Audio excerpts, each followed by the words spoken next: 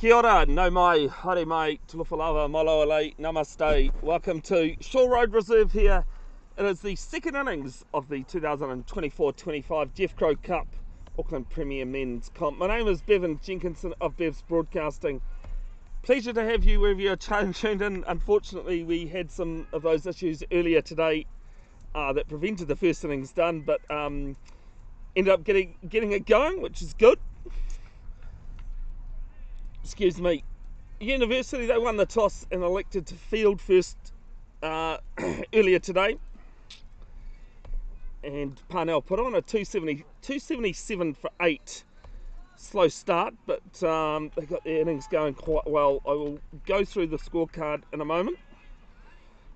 As you can see, I'm just having a couple of little technical issues at the moment,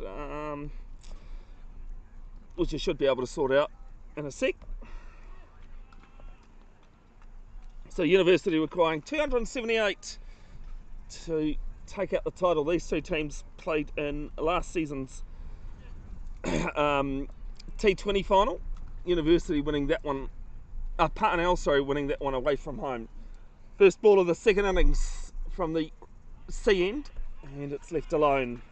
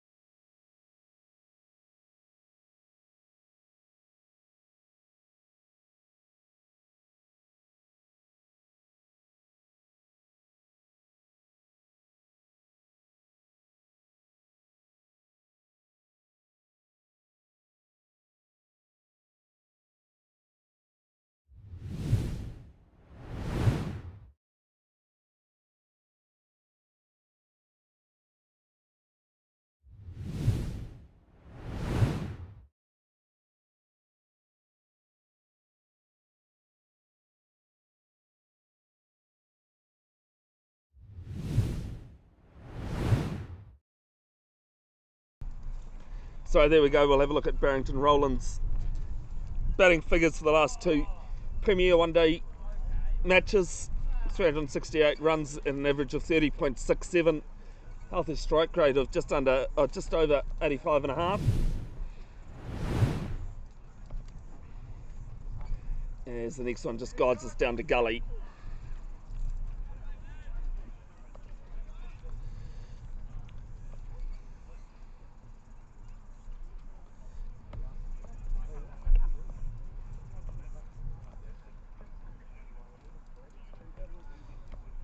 News coming out of Las Vegas earlier this afternoon. The New Zealand Warriors going down 30 points to 8 against Canberra Raiders. This is another good quick one there from Diamond. Ends the over. It's a maiden to start. University none without loss after one over, chasing 278.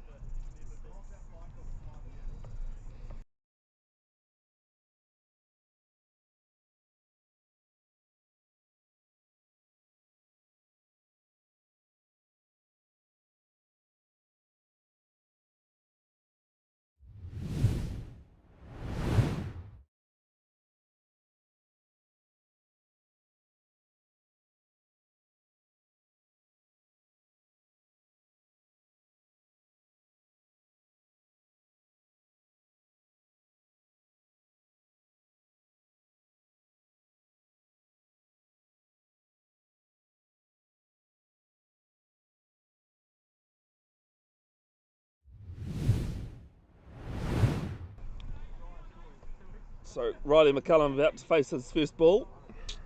It'll be from the Shore Road end here at Shore Road Reserve. Just waiting to see who the bowler is from that end.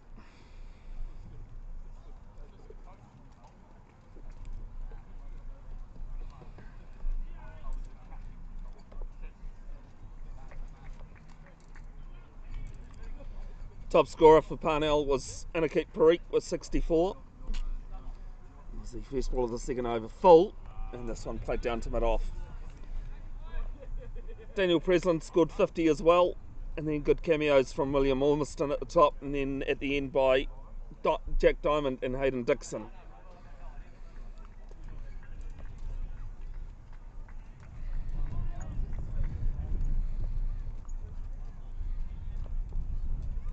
It's Harry Cullen Hyatt. That's it, the bowling from the Shore Road end.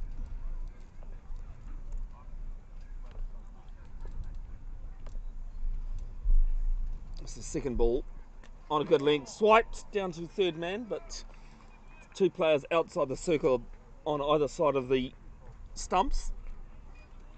The first run's coming.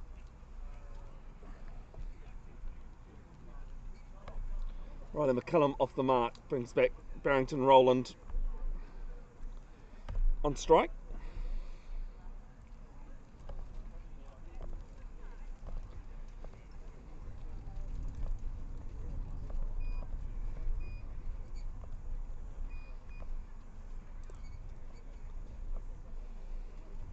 Faced all 6 balls of the first over, yet to get off the mark. But a very well experienced player. Played I think 60 games in the Ranji Trophy, the Indian first class competition, before moving to New Zealand a few years ago. And this one's left alone from Roland.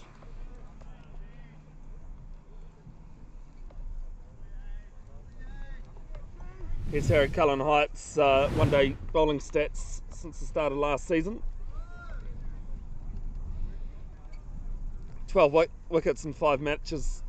RPO of just under 5.5, so a bit expensive. Good average of just over 23 best figures in innings. 3 for 44 against Cornwall last year.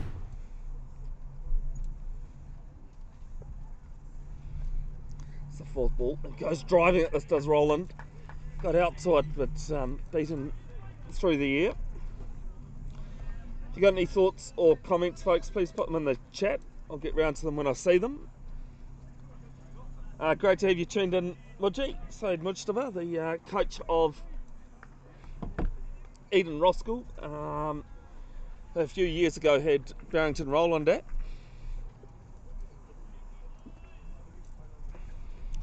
Congrats, Mudji, on your team's outright win against Ellerslie yesterday by 9 wickets. See, this one banged into the pitch, spooned, and doesn't travel far enough for Cullen Hyatt to get a chance. Just playing across his body at the moment, Roland.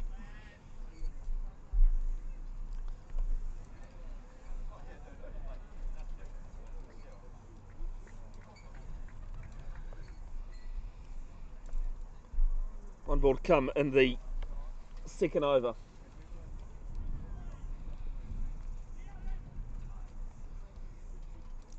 Wicket takers for Auckland Uni and Parnell's innings. 2 each to Nick Stover, Callum and Kieran McKenzie. 2 for 65.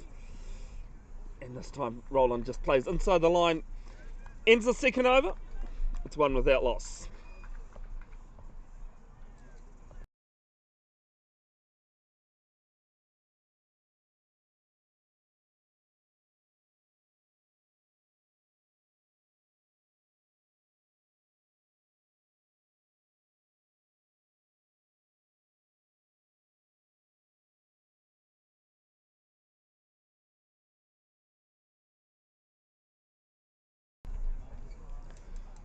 Both clubs paying me for this one, so you'll see the club sponsors, both club sponsors rotating in that top left corner.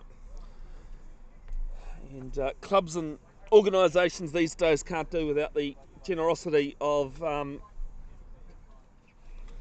local businesses helping out.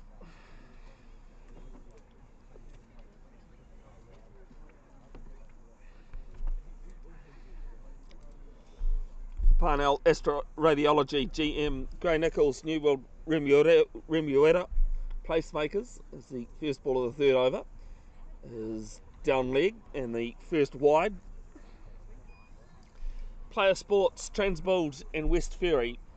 For uni, Auckland University, their sponsors CLM, The Bays, Cricket Express, Curry Village, New World Stonefields, Speedy Signs, Stonefields Public House and Uni Sports Physiotherapy.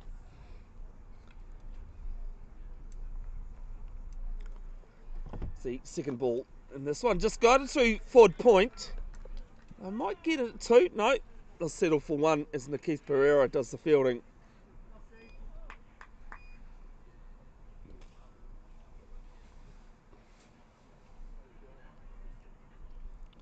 Riley McCullum moves to two.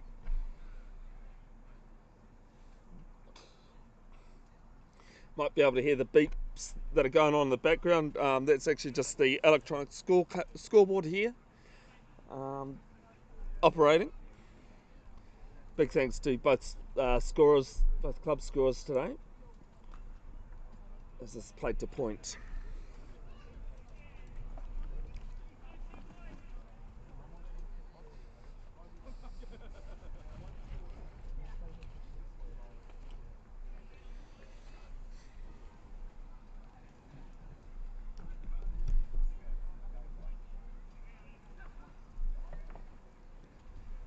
It's a slip and play as well as fine leg and third man on the boundary. This is edge down to third man and Roland will get off the mark.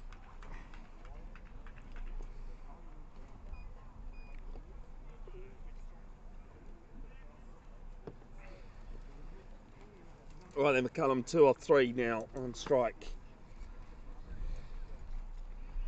Diamond halfway through his second over, none for 3.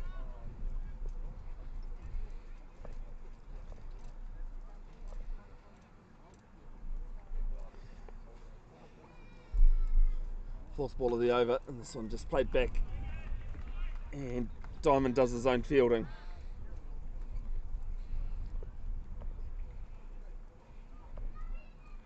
Look at his Premier one-day bowling stats since the last 2 seasons. 10 wickets in 14 matches. Best of 2 for 39. Sits 19th most maidens, is 8 of those. As this one's driven, this time all along the carpet. It will just hold up. Pereira does the fielding again. And they pick up 2 more.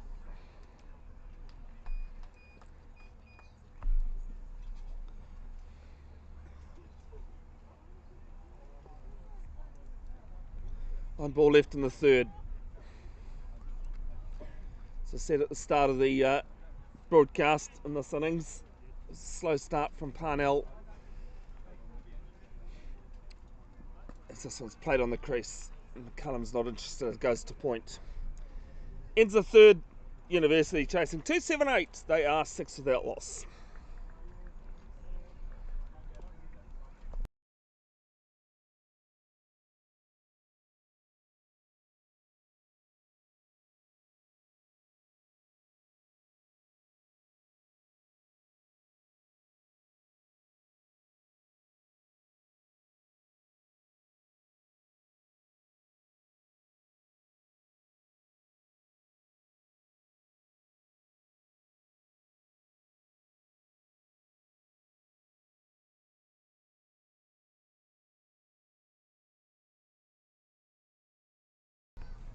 Those stats brought to you by Bev's Cricket Stats 2 on Facebook, if you can find them.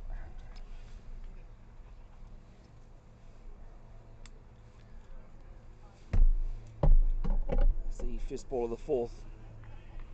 And left alone.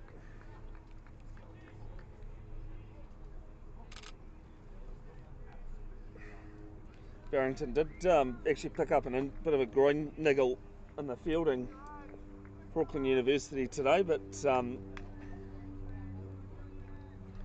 good to see him back out there batting.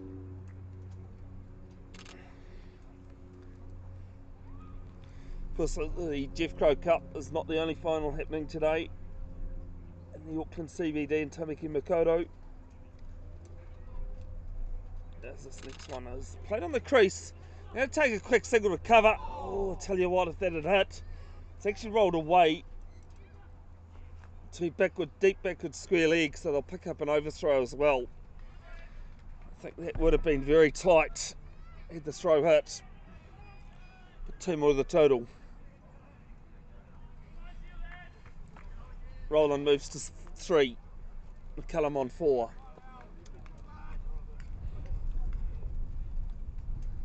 There will be highlights of the second innings and photos of the match posted to Bev's Broadcasting official Facebook page. There's a link for that in the description. Roland comes down the wicket. Just flicks the wrists on this one down to mid-on. They take an easy single in the end.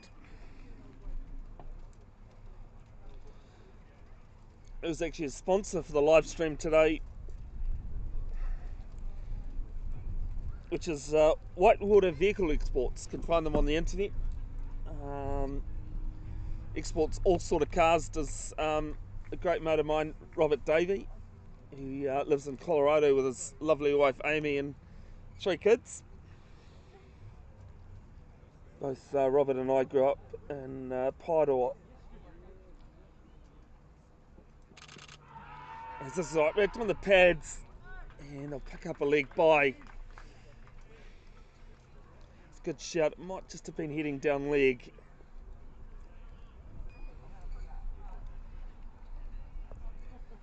As I said, if you've got any thoughts, comments or questions, please put them in the chat. Get round to them when I see them. Can be a bit lonely commentating by yourself, but wouldn't be definitely not the first time that I've ever done it.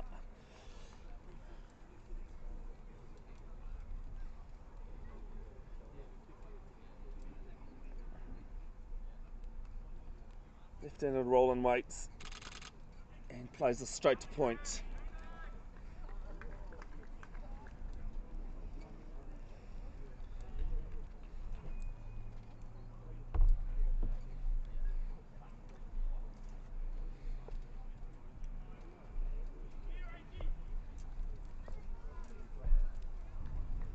One ball left in the 4th.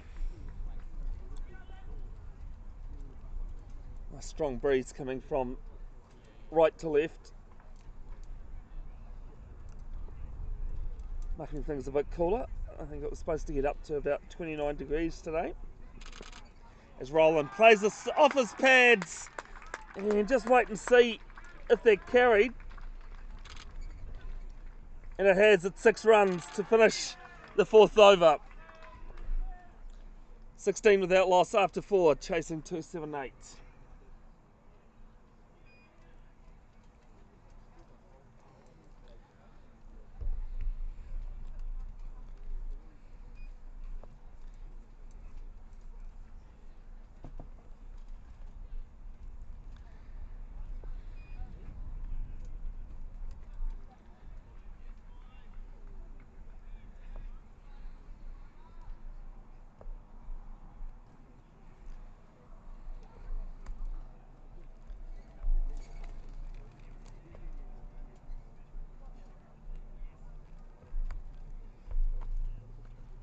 McCullum plays this off his pads.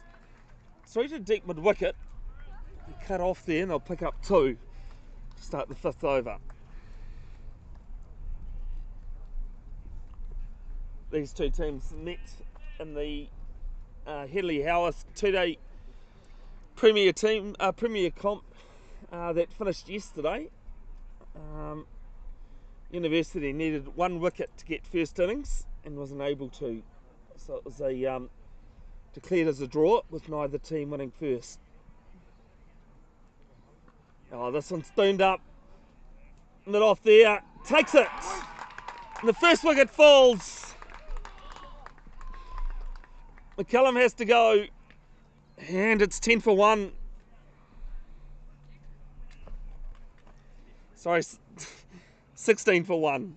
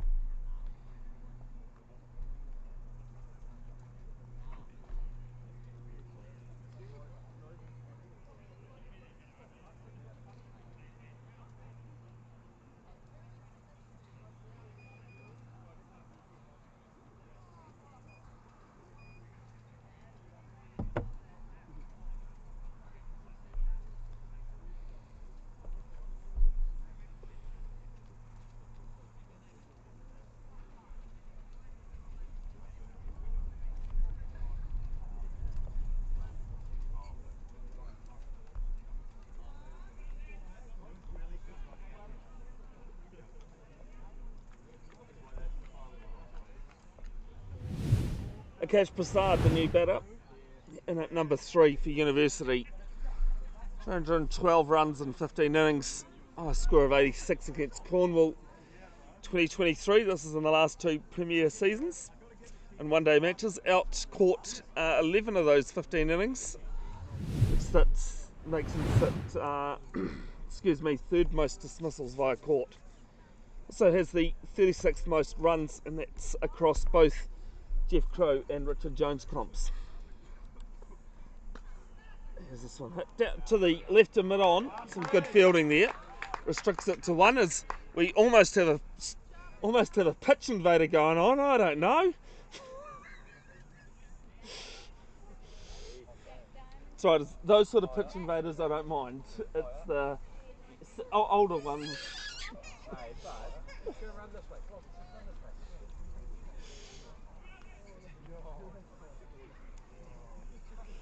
Not happy that it was that she was pulled off the pitch.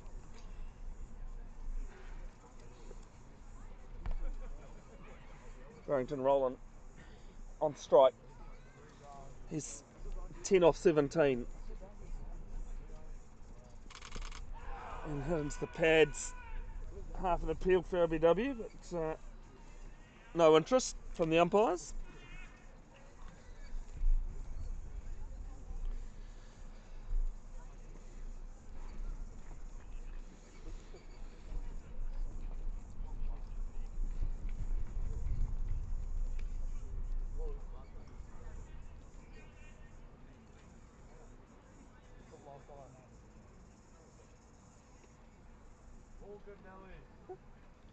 Next one from Diamond is played to extra cover.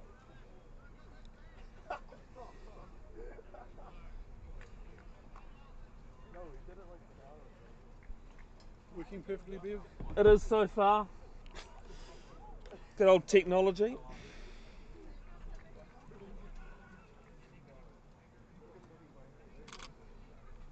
She'll update the Richard Jones Trophy final in a moment. As this one's guided down to third man for 1. Ends the 5th over. A successful one for Parnell. It is 20 for 1. University requiring 278.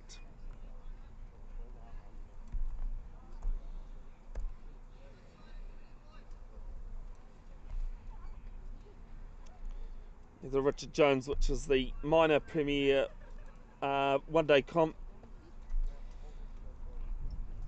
That final happening in the Auckland CBD at Grafton United. They are 79 without loss after 11, chasing 301 to beat Birkenhead. The winner of that final replaces Suburbs New Lynn in the Jeff Crowe comp.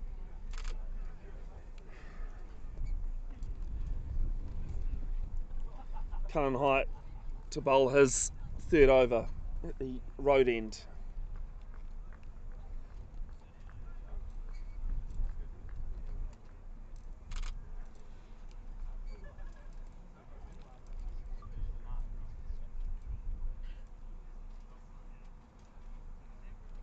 Roland waiting, and Cullen Height backs out of it.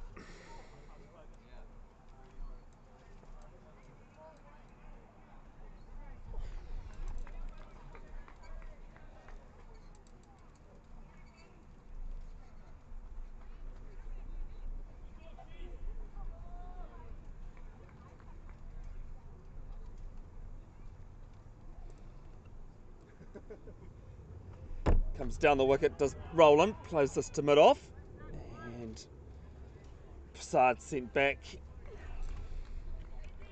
No run taken.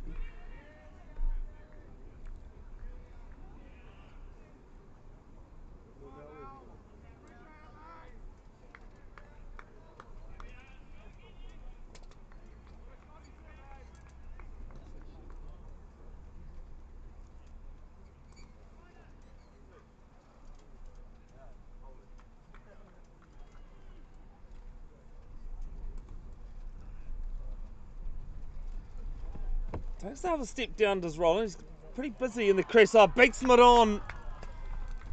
And it'll be 4 runs. One of those ones that just goes away from you as a fielder. And it's always going to be hard to chase that one down on a good surface here at Parnell.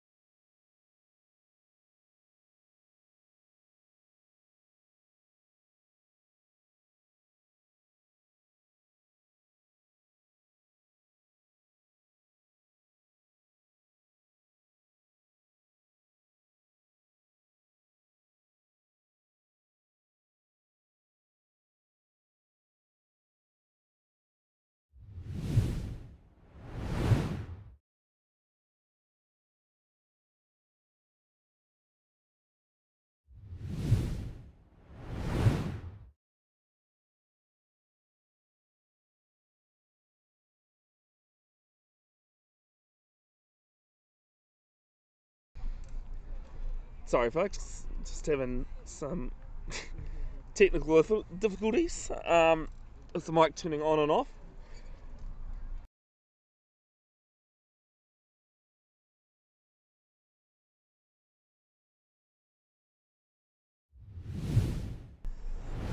As you would have just seen on screen there, next Sunday, 9th of March, the Pearl Dawson Premier Women T20 final between University and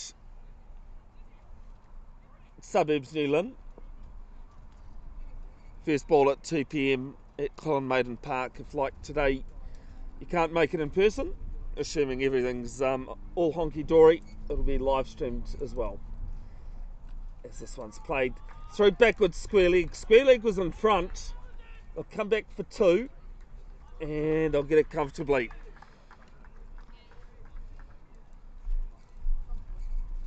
Next Saturday I will be staying put in my hometown of Paeroa, where the Paeroa Amateur Athletics Club hosts their annual Ribbon Day. Brings back some very good memories as a kid. Athletics was the first sport I competed in, even before rugby. As this one's a bit quicker from Diamond, just played back to him.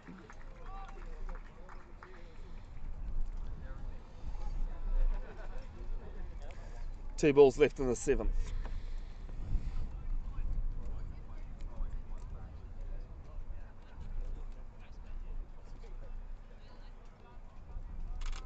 Good to see that the pitch is still doing a good job. I was talking to Fred, who's the groundsman here. He's taken over full time this season. So this one's driven and deflected from cover to mid off. No run taken. There are moments like that in the final, and even though there's still a long way to go, he's still got 41 overs after this one. There's moments like that could just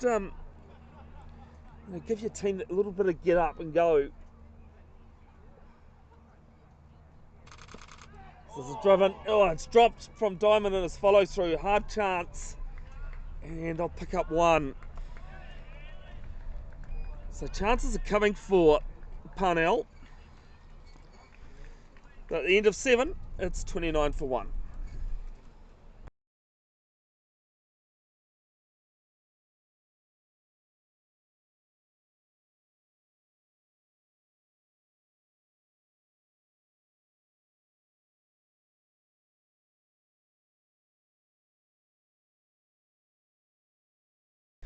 When I was having a look at the results around the Premier Grades yesterday, found quite an interesting one at Papatoe Recreation Ground, as Cullen Height will start his fourth over. Nud for 16.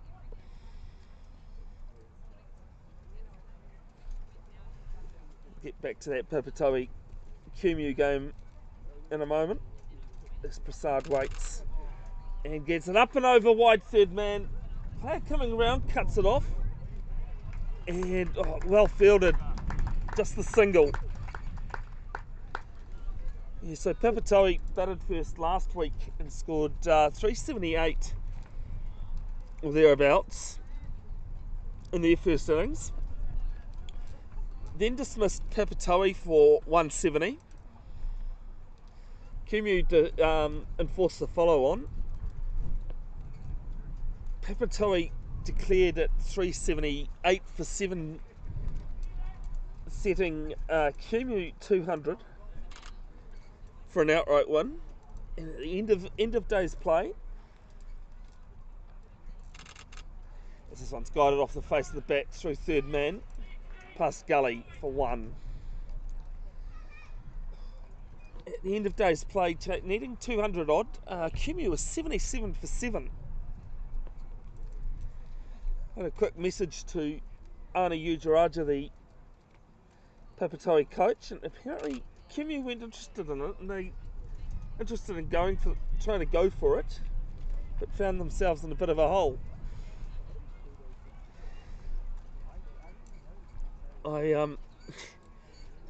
I'll get back to the most unfortunate two-day game result I've seen in the last couple of seasons. This is down to mid-off. Last year, Parnell had an outright tie against Takapuna. Takapuna were following on and were dismissed 5 minutes before end of day's play. And of course, because there's a 10-minute turnaround for an innings break, it meant Parnell couldn't go out and score the one run that they needed to make an outright result. Never heard of an outright tie till that day. Cricket can be a funny thing. So the line's played through, backwards square leg, it'll be 4 runs. Sorry, mate.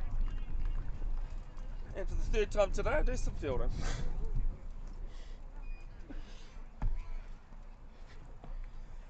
Just straight down onto the pads. And Prasad helped himself.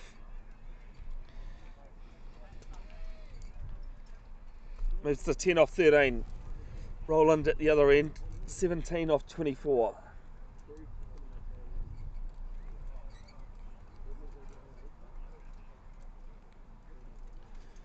Two balls left in the over. And finds the edge of the catch! Is taken! Harry Miller has taken a specky.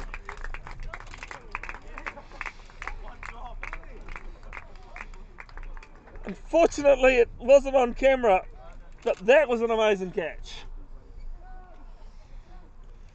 University 35 for 2.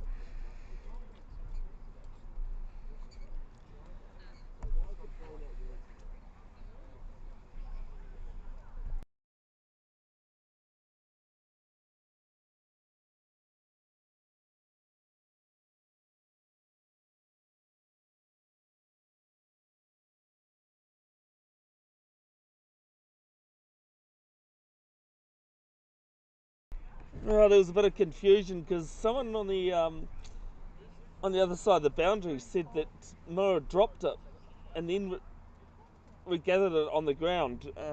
Prasad held his ground, but eventually he has to go.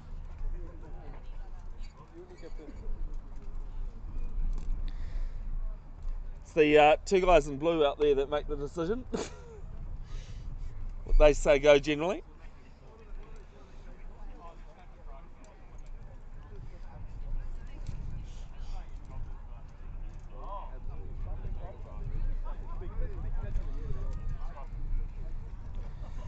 Well, it'll go down as a catch.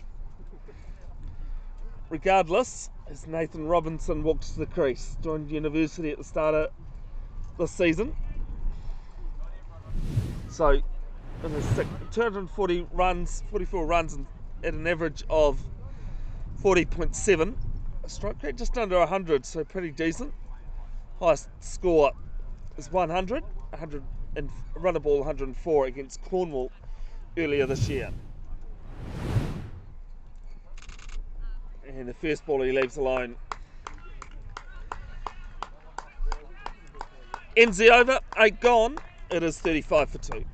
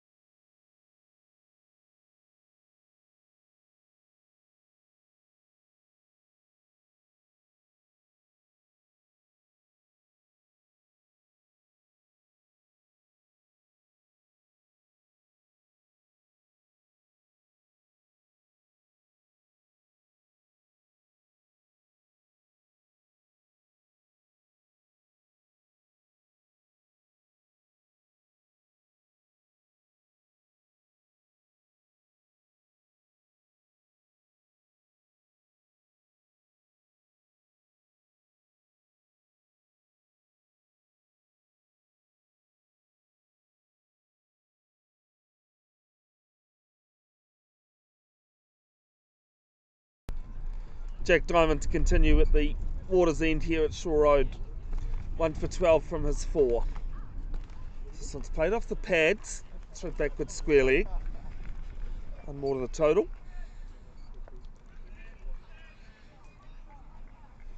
Roland moves to 17 off 24. Robinson only faced the 1 ball so far.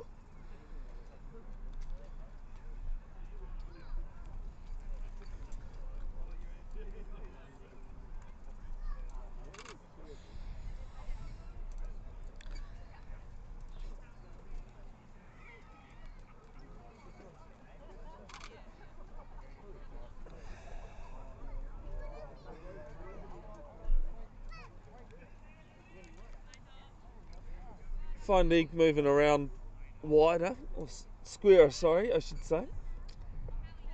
As Robinson leaves us quite confidently, but there's a few O's and R's out there from Parnell.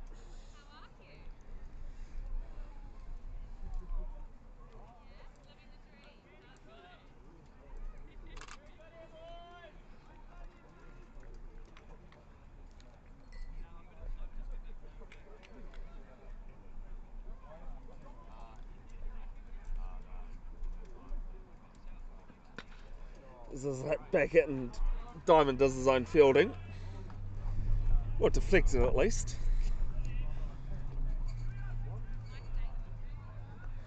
Robinson does have the 29th best average, 40.7, having 6 innings or more, which he does have 6 innings of. That's across both Jeff Crowe and Richard Jones Trophy matches.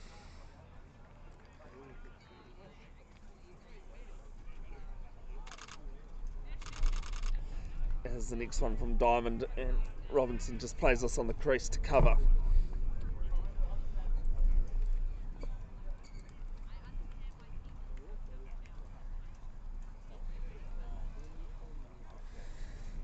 Must say big thanks to Parnell for hosting this final and allowing me to come and do the final. I know I think all 4 teams involved in finals today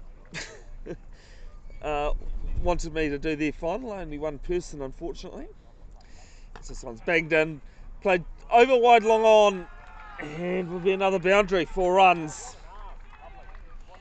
It was a specky arm that had, you know, all the strength in it that you could. Should just stipulate that one of the spectators threw it probably 2 metres if that. 1 ball left in the 9th.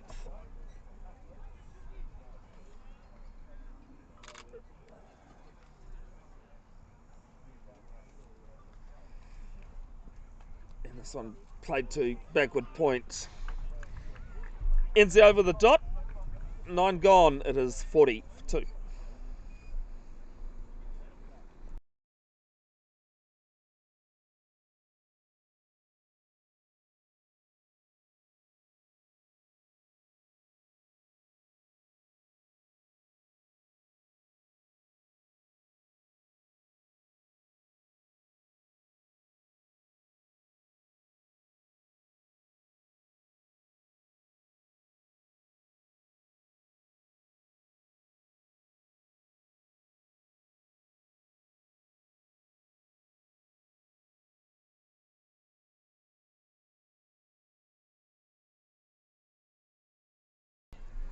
Cullen Hyatt to bowl his 5th. He has 1 for 22. Bowling to Roland.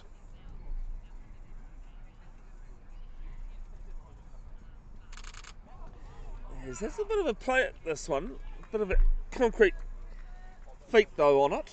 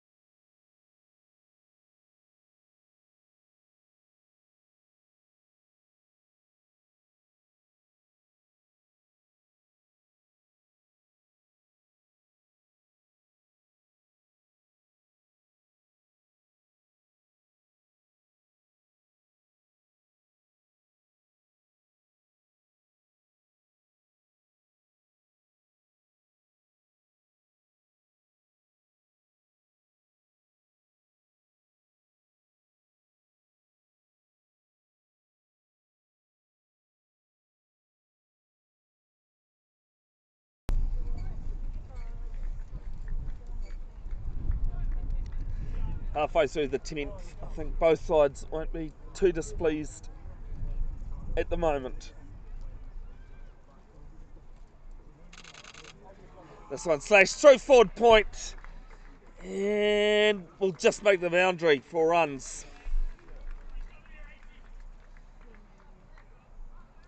Just picking up boundaries every now and then.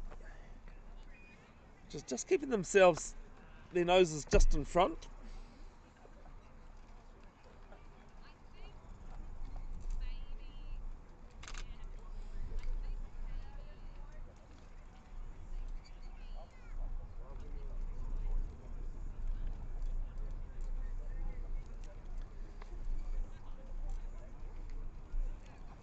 Of course, the Champions Trophy nearing the big end of the competition. One more game left in the New Zealand pool. As this one's played to backward point. Tonight, 10 p.m, live on Sky Sport, you'll catch New Zealand taking on India.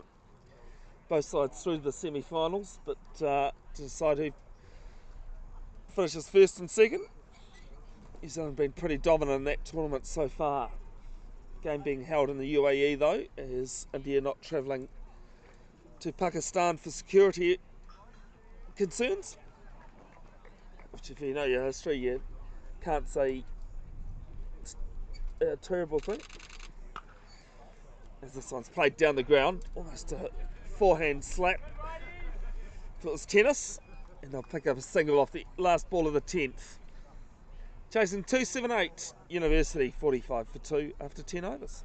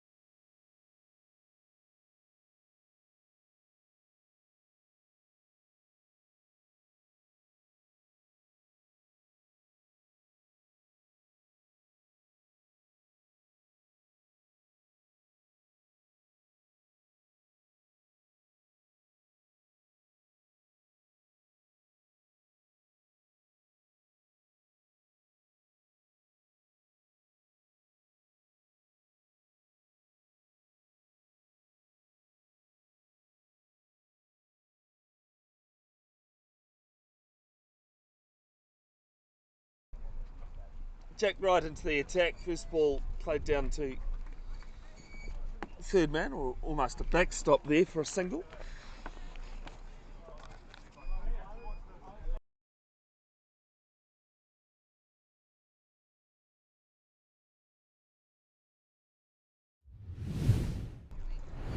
Jack Wright's one-day bowling stats since the start of last season. 30th best strike rate, having bowled 40 overs or more. So taking a wicket every six and a half overs. As this one's played to point.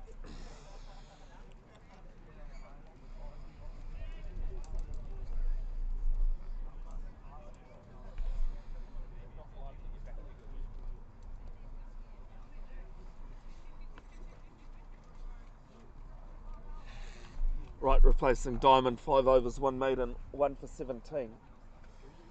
The top of the chat, there is a link to the full scorecard on Play HQ. I normally have my own little scoreboard going itself, as this one's played to point again. But went to use that and then realised, did all the kerfuffle today, I wasn't able to get the players' names in there.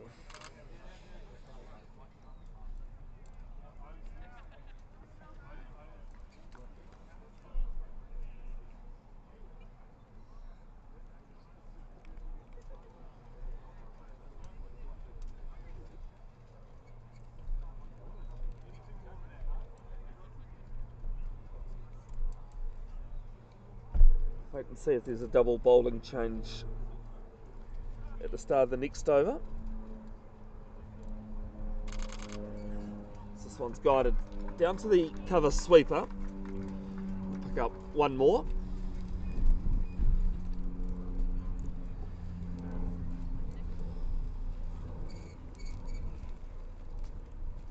Breeze has actually just started to pick up quite strongly now. It's still blowing right to left as it was earlier.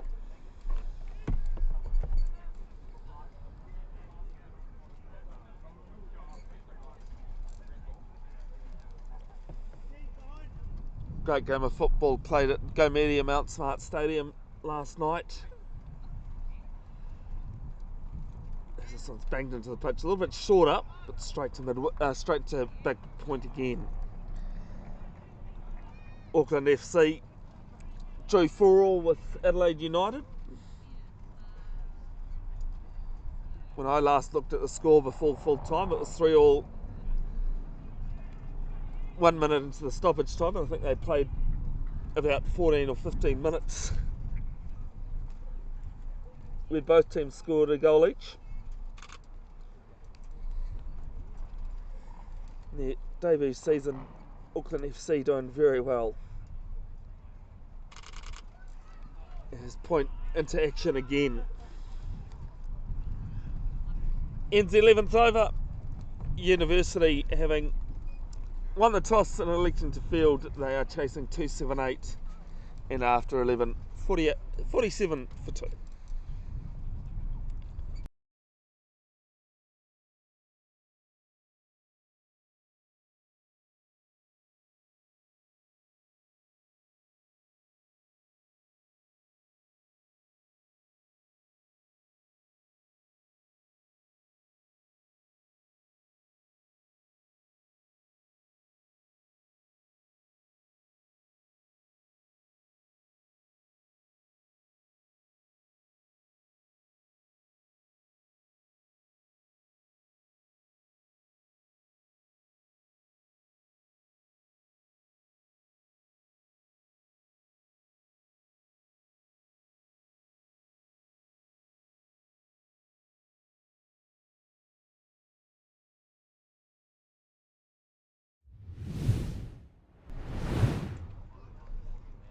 Hayden Dixon replacing Harry Cullen Hyatt at the road end here at Shore Road Reserve.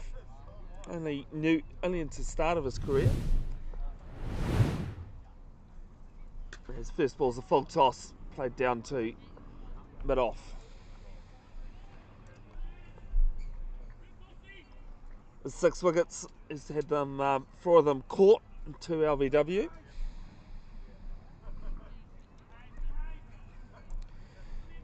Had a very good innings against Eden Roskell in the Premier T20 Martin Guptill competition in round 1. Smashed about 37 runs off 10 or 12 balls from memory. Second ball from him full again. He gets a bit of a hand to it, but it's gone straight down the ground and is going to be pulled in. No, it's not. It's 4 runs. Let's indicate Parikh that's chased that one down, or tried to at least, and wasn't able to.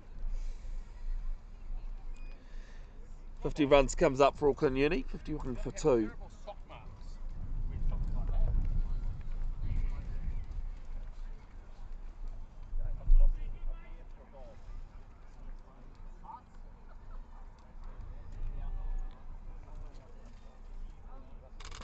On the drive again, and this one through wide, long off, and back-to-back boundaries.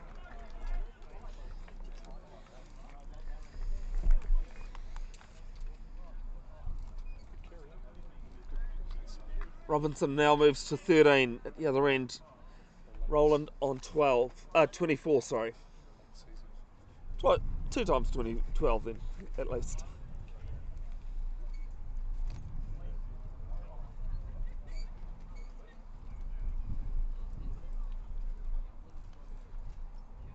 $55 for 2. As this one's a little bit shorter and played straight to point.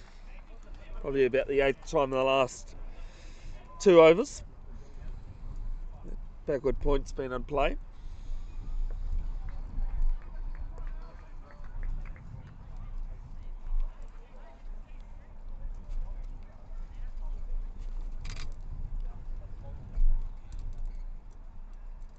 Don't forget you can watch these games back afterwards. There'll be highlights of this innings and photos of the entire match. I've only taken 1,100 photos today. Excuse me. Posted to Bev's Broadcasting official Facebook page. As this one pulled round. It was deep mid wicket in play. It was a good sprawling save and cuts it to 1.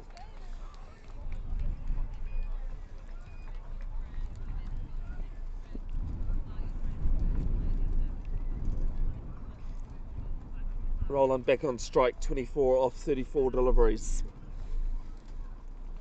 1 ball left in this over. It's already gone for 9. As you can see the wind, the camera shaking away in the wind.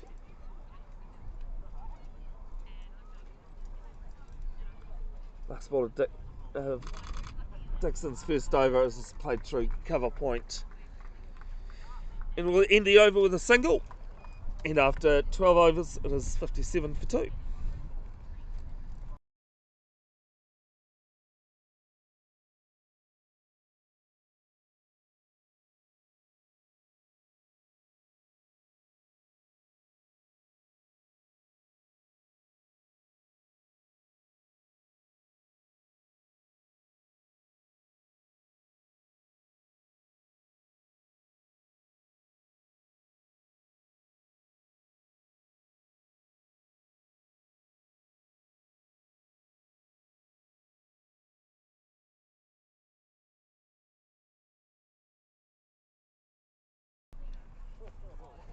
Second over from right.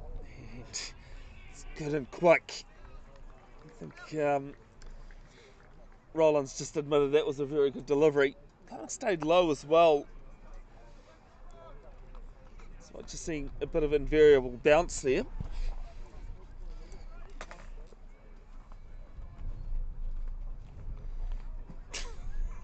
Moving into the sun. Yeah. I think that's the reason why end of the over I tend to get out into that sun as well. As good as that breeze is, it's a little bit cold in the shade. So this one's guided down to point. Oh, it's a misfield as well. So I'll pick up 1.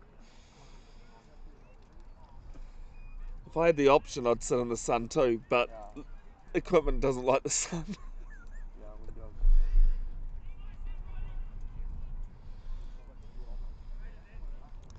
I tried to do the first game of the rugby season a few years ago, in the sun, and it just fried. Wasn't a bad thing either though, because as the next ball is a swing and a miss. Didn't really get anywhere near that, did Robinson. But it wasn't a bad thing because I think the final score was like 112-0 or something ridiculous. No, the game where my computer fried.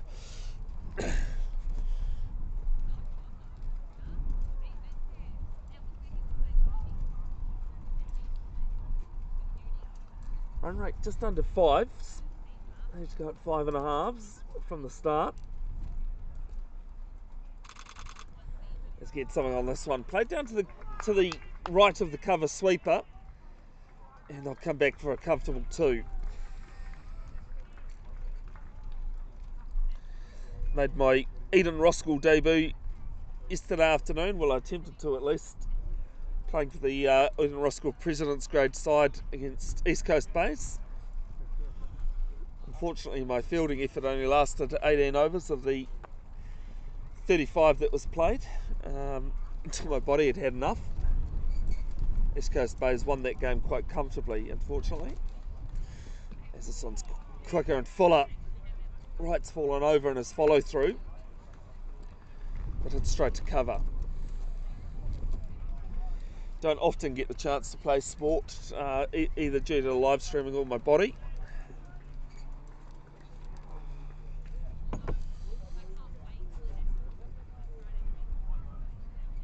So Ed and Roskill I normally do live streaming for, but as they lost the Richard Jones Trophy semi-final to Grafton, as this one's driven down to mid-off, as they've lost the semi-final to Grafton, I was free to do either final. As that ends 13 overs, Auckland University 60 for 2, requiring 278.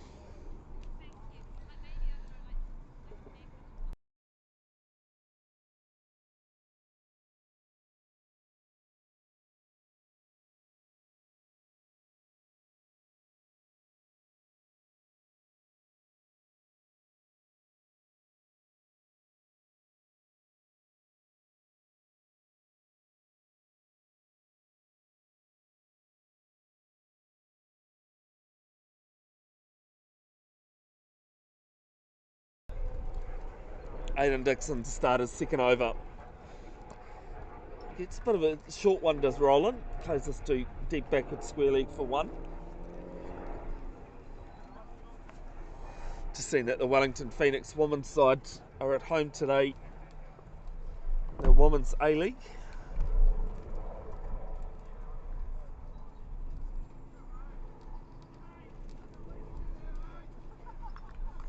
If you've not long home from the Around the Bays today that was held in Tamaki-Makaurau, hopefully you enjoyed your run. Always a popular event around the Bays.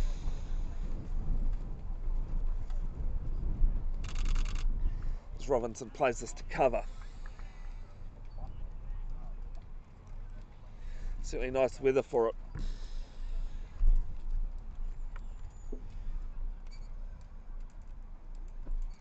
Bev's Broadcasting set up 6.5 years ago now to enable me to live stream sport and commentate.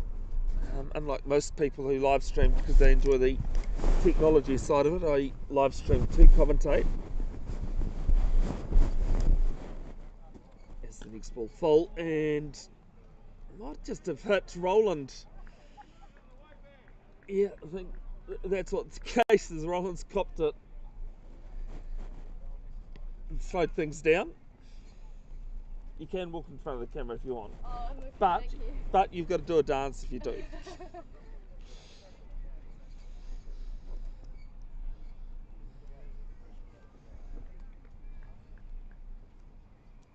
Yeah, someone suggested to me when I was 7 I should become a sports commentator. As this one's short and will be widened.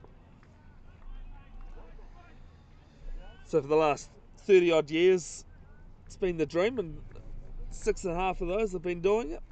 I've covered everything from primary school right up until a couple of years ago I managed to commentate and live stream 2 Super Rugby Pacific pre-season games. In terms of sport that I've covered, I've covered cricket, rugby union, rugby league. This one's pulled round from Robinson. Might split the 2 fielders. No, it doesn't. Some good diving effort there at deep backward square, but they'll come back for 2. Wheelchair rugby. I've got the first tournament of New Zealand wheelchair rugby's calendar for 2025 in a couple of weeks at the Barfoot and Thompson venue at Howard College. That venue always holds great memories for me because as Robinson backs away from this one. So it was when the 2017 Asia Oceania Zonals took place, where I got to commentate New Zealand versus Japan, and that's what kick-started the whole idea of the live streaming. It's played down to mid-off. Also done a vision impaired sport called goalball, played on a volleyball court. I've done roller derby, field hockey, basketball, And look, I'm always looking for things to do as well. If you want something live streamed and or photographed, get in touch with me, Bev's Broadcasting Official on Facebook.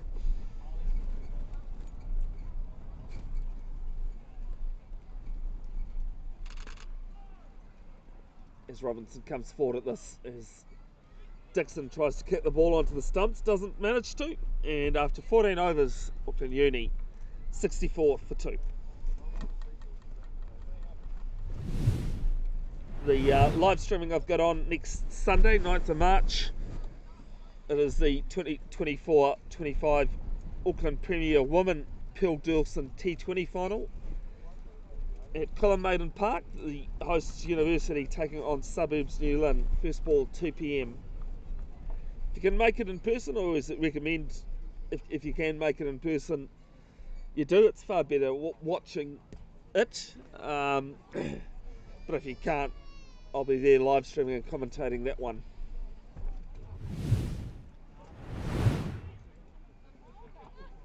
It's Jack Wright to bowl his third. None for 5 in his 2 overs. It's slashed 3 point. Cover sweeper comes round and restricts it to 1.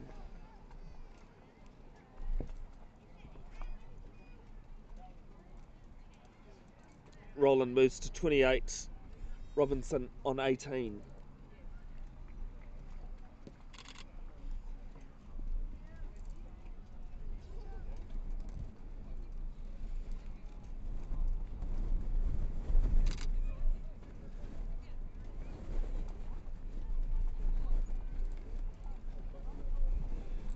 Right arm over. As Robinson plays this straight to Parikh there on the right of screen.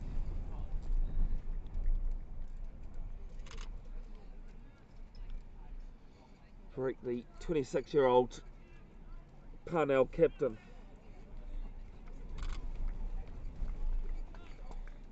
Always a good man to talk to as well. Caught up with him early this morning as I was setting up.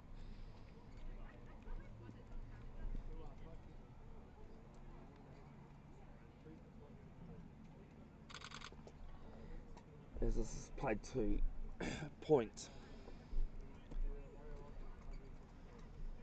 One thing I will say about live streaming at other clubs, do find spectators and players have quite a bit of respect for it.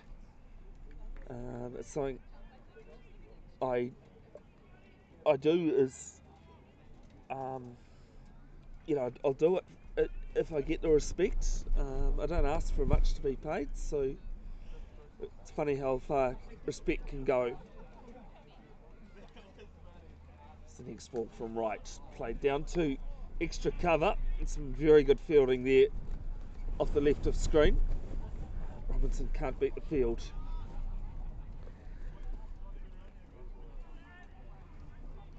Two balls left in the 15th.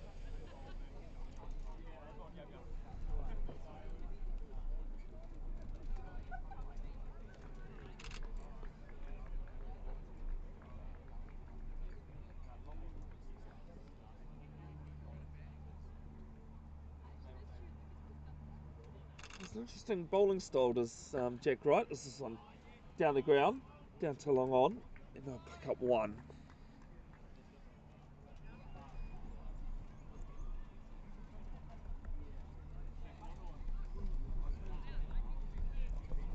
Required run rate just over 6 run a ball at the moment. University won't be too disheartened by that. They would have seen the good hitting that Parnell had after they had a very slow start to their innings. At one point, I think they had they were going just a run and over after about 12 overs. As I'll pick up a single to third man to end the 15th, and it's 66 for 2, chasing 278. And that's drinks as well. So, probably the happier of the two at the moment. But we'll be back very shortly. I will put on the Bev's Broadcasting trailer as well, but back shortly.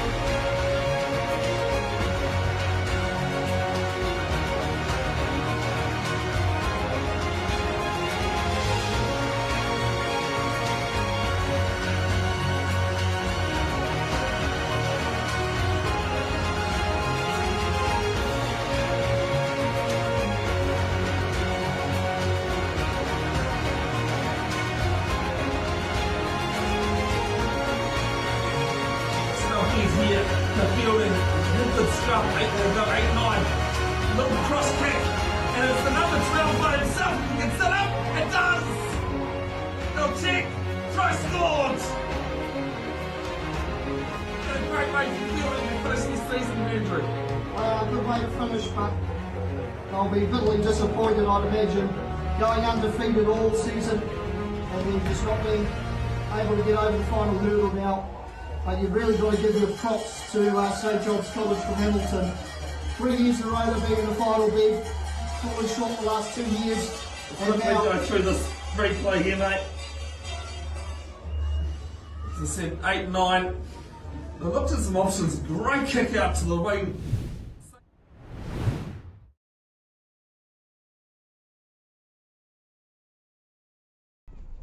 Alright, so drinks taken. I've managed to go and get myself a Coke. It looks as though Keith Pereira, first time I've turned up a spin for Parnell. Pretty decent record that he does have. It's a full toss and Roland can't beat the bowler. His best figures of 5 for 19 in the last 2 seasons, coming against Takapuna earlier this year, which is the third best figures.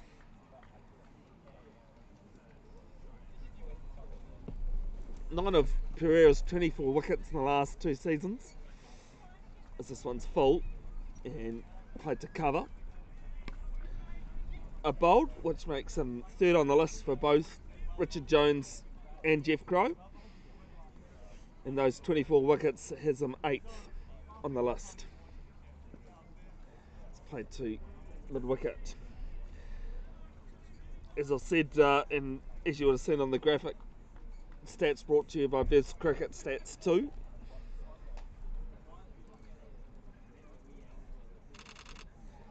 As Roland comes down the wicket again and just dead bats it. Only do it to the start of last season due to that's when PHQ started working properly. This one's hit to cover and prevents a run.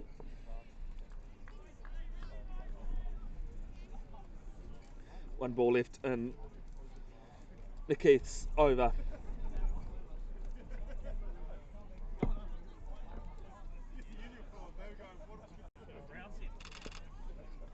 And this time Roland will beat mid-wicket. Picking up a couple here. will come back for 2. Ends the 16th over. And it is 69 for 2. Chasing 278.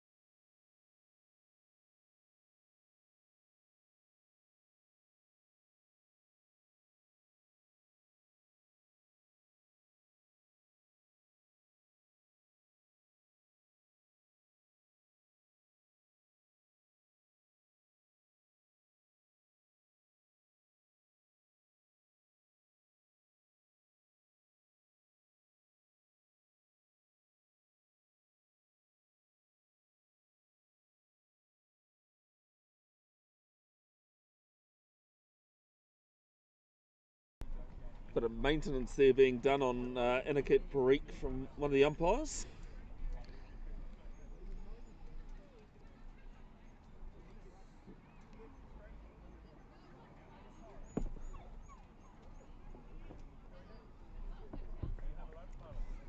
Well, there is that stoppage in play. We'll go through the 2 club sponsors. You'll see them in the top left corner going around. For Parnell, it's Astro Radiology, GM, Grey Nichols, New World, Remuera, Placemakers, Player Sports, Transbuild, and West Ferry. And I've just seen that the sponsors have stopped going around, so I'll pull that back up. For Uni, CLM The Bays, Cricket Express, Curry Village, New World Stonefields, Speedy Signs, Stonefields Public House, and Uni Sports Physiotherapy. Sports and organisations can't do without. You guys have got to do a dance if you're going past. There's not a dance.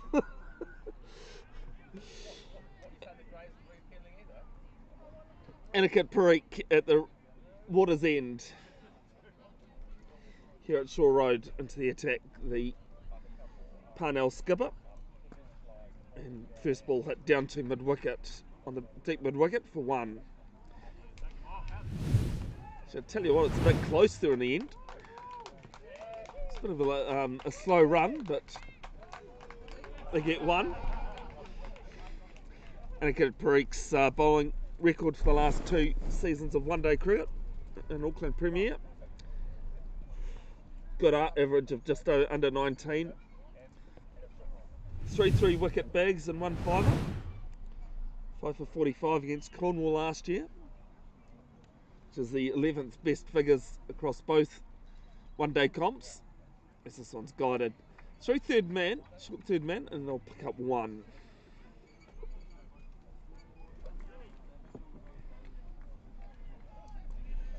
"13 of his 22 wickets have been caught," which on that list of wickets via caught, it sits 16th as Pereira does his own fielding again.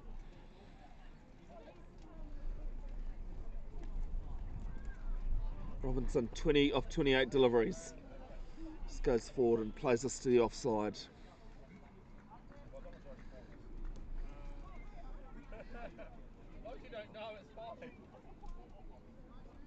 A little bit of a loose throw, but ball was dead, so no harm. 2 balls left in Parikh's first over. And this one played down to deep mid wicket. And they'll pick up a single. 72 for 2, 1 ball left in the 17th.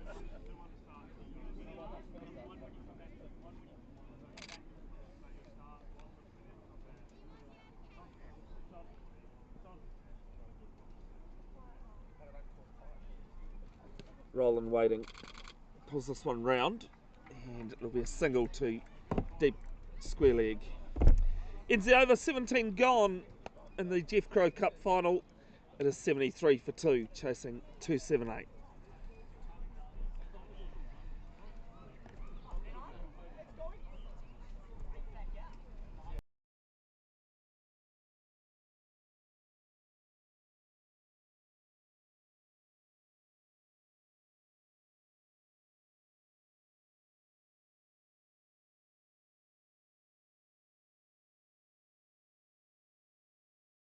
Pereira to bowl his second over, none for 2. Barrington Rowland 33 off 48 at the other end. Nathan Robinson 21 off 31.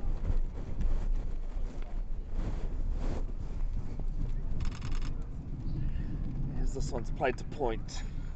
They take a single.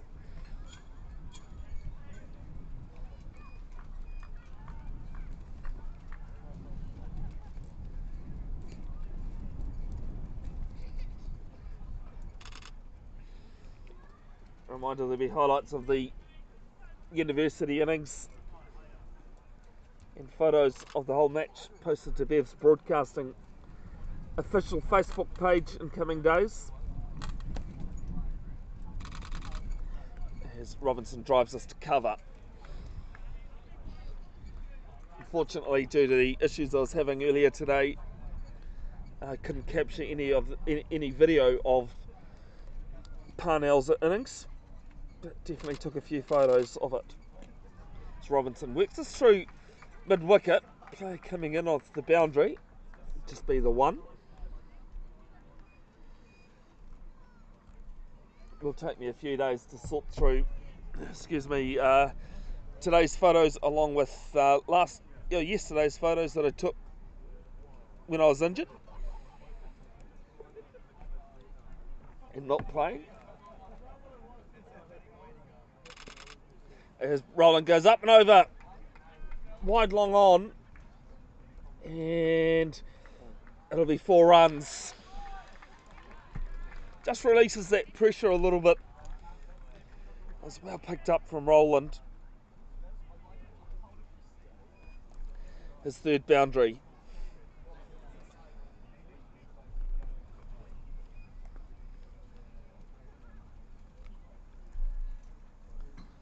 Moves to 38 off 50. Comes down the wicket, drives us, and beats Parikh there at cover. So I'll pick up 1. Which coincidentally happens to be Roland's number. Robinson on 22.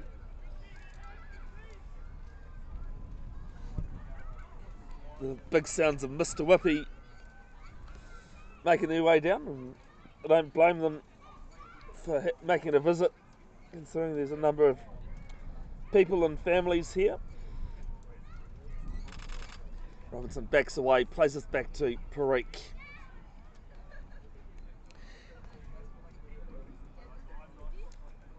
Ends the over, 18 gone. It is 80 for 2.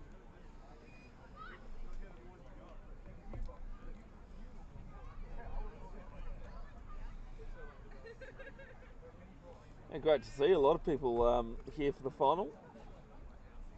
All wide ranges of ages and reasons for coming.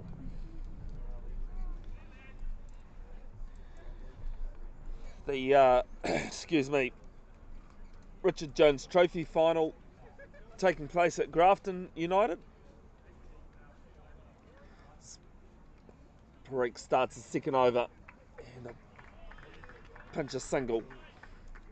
Birkenhead made 300 for 6 in their 50 overs, and Grafton currently 164 for 3 after 30. Winner of that replaces Suburbs New Lynn next season, as this one goes down the ground all the way, clears long on, 6 runs.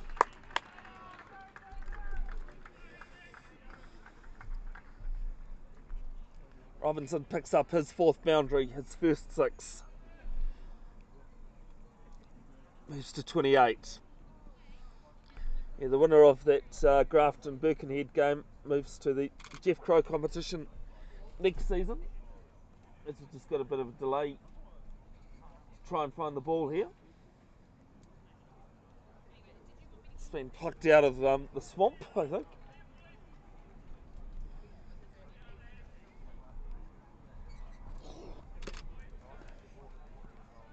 Umpire just checking it to make sure all is well, but gives it back to Parikh. Just over-pitched on that one. This time Robinson gets the broom out. 3 deep backwards square, it'll be back-to-back boundaries. This is a 4.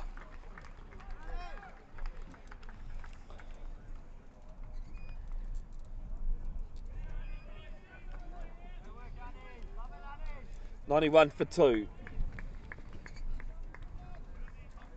Experienced player and a kid Perique, even though he's in his mid-20s. He goes a little bit slower. This one played down to long on for 1.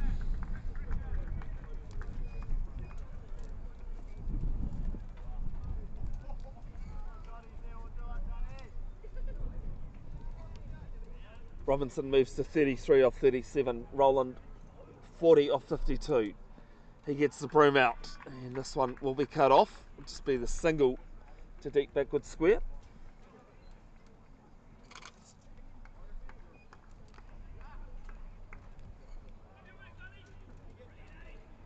Hopefully enjoying the coverage brought to you by Bev's Broadcasting. Bevan Jenkinson is my name. As this one lofted up and over mid off. They get a single to long off this time. And ends the over. 19 gone. 94 for 2, chasing 278.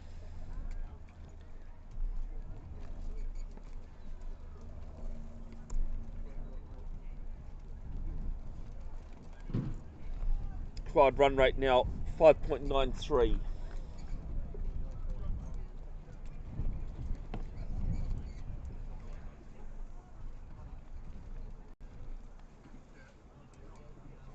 Should say the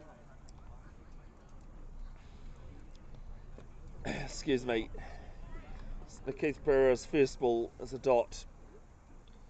Live stream brought to you not just by Bev's Broadcasting, but Whitewater Vehicle Exports as well, sponsoring today's live stream.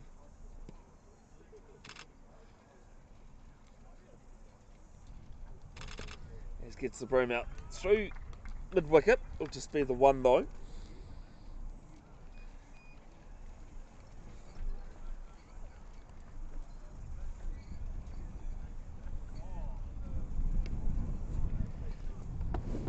No, VJ, the groundsman at Ken Maunda Park, with the home of Suburbs New Zealand, tuned in.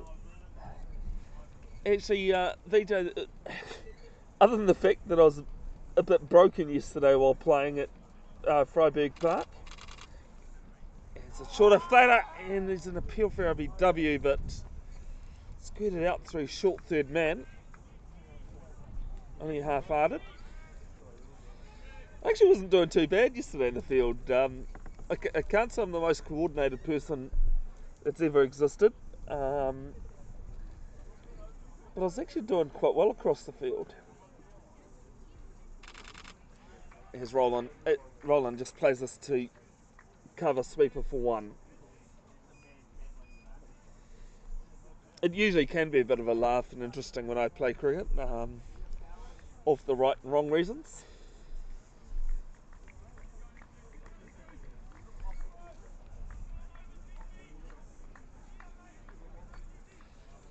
Robinson waits on 35. Backs away, plays this through mid wicket. It'll just be 1.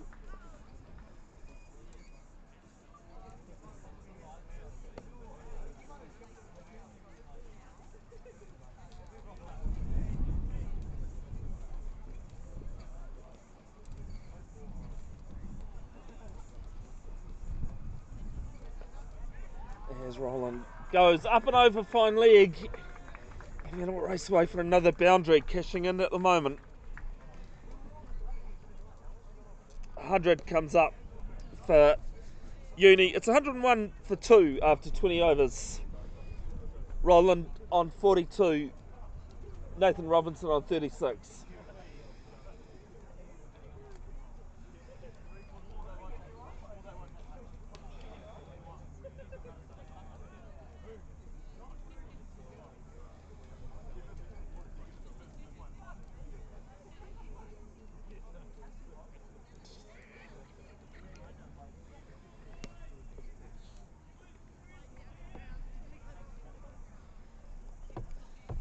Cricket is a good old funny game, can only take a couple of balls.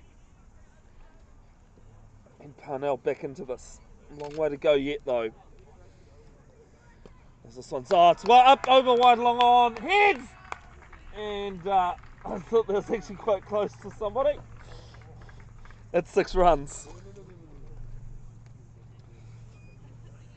I think the gentleman was actually looking for the ball.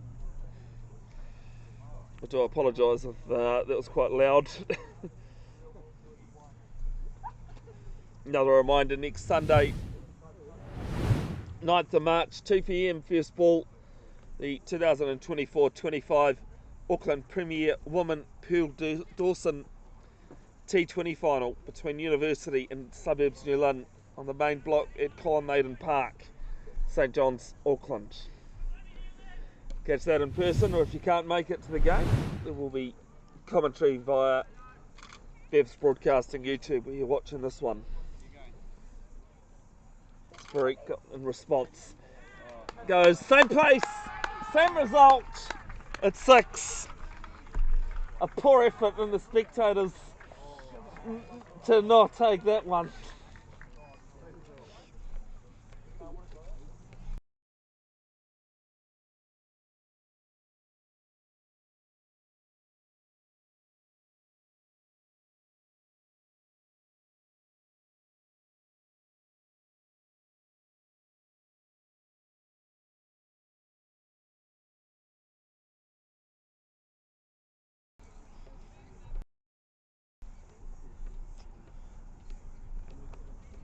$113 for 2.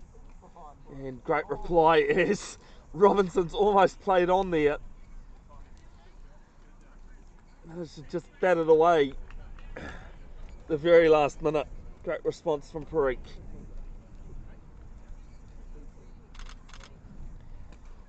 And backs away, plays us to mid-off.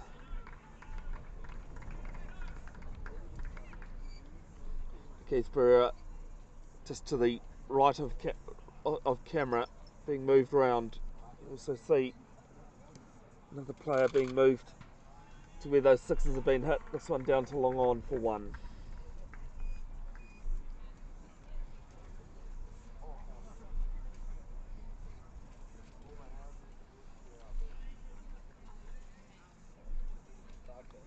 Robinson on 49. Roland Waits on 46. Plays it through the leg side to pick up 1. Just forward of square. And ends a very productive over. It's 115 for 2 after 21.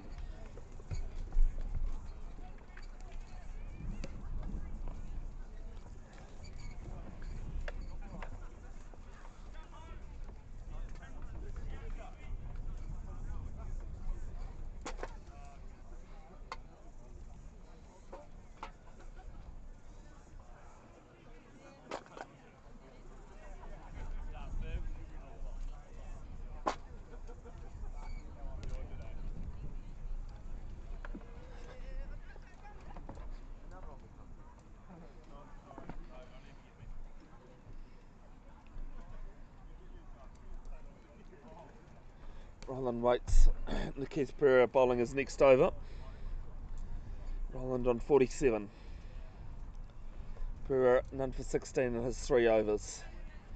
As I punch a single off the first ball and moves to 48. Robinson on 49.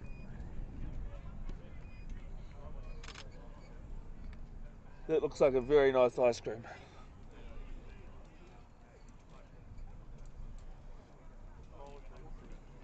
Short third man just off to the left of screen. As Robinson just plays this to the leg side.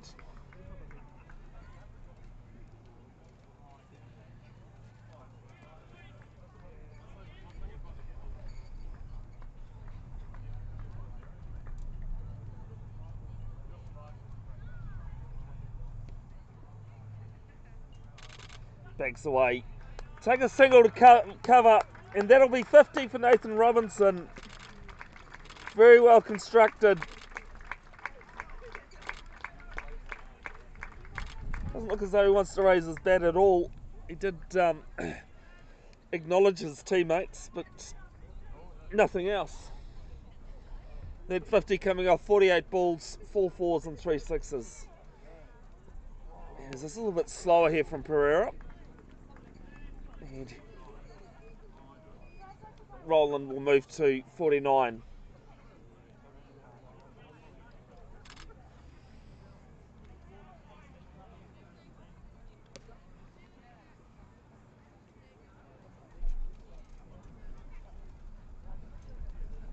Two balls left in Pereira's fourth. This is played down to long off for one.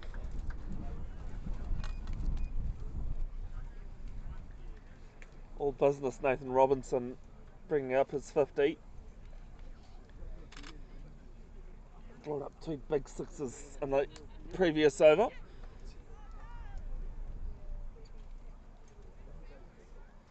Roland moves down the wicket and places to point, and that'll be that'll be 50 as well for Barrington Roland.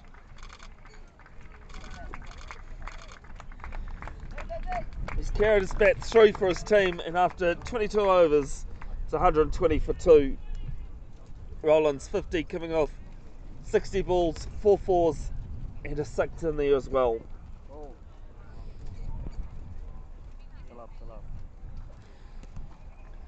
Uni definitely on top at the moment. As Akit Parik's taken himself off the bowling attack after his last over that went for 15. As Jack Wright is back into the attack at the water's end. 3 overs for 8.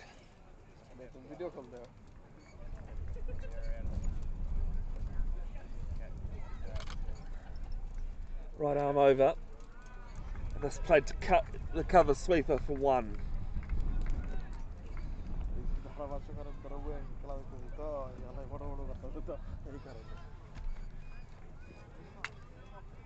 Mate.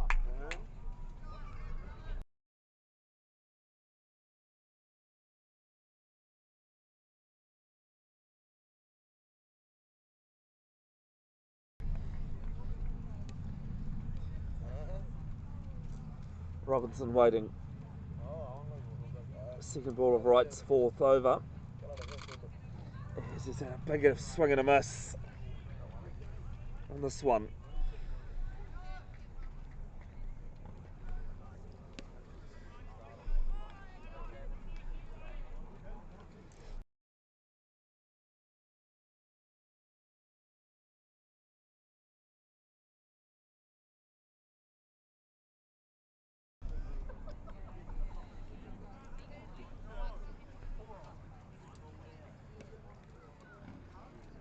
Jack Wright, 2.69 RPO.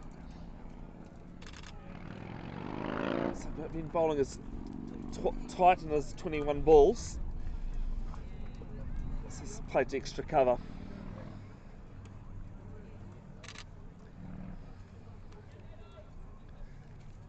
Sport's a funny thing, and if it was predictable every week, it would be pretty boring.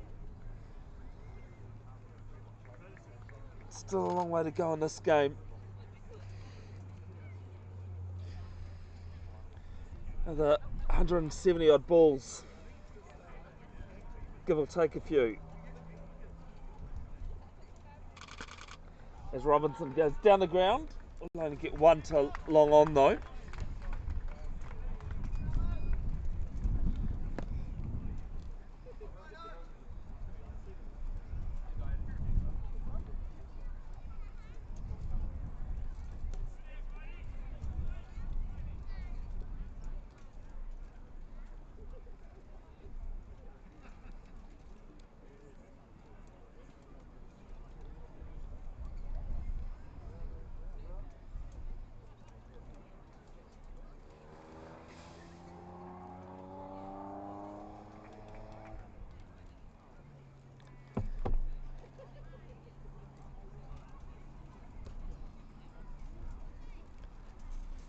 Two balls left in the over. Gets a bit of bat on this Roland, but doesn't beat Miller. Very reliable keeper that Harry Miller is for Parnell.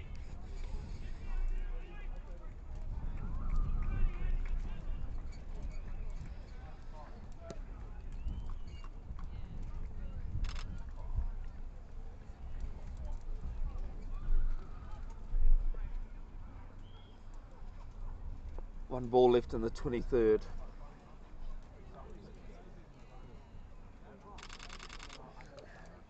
Here's this one.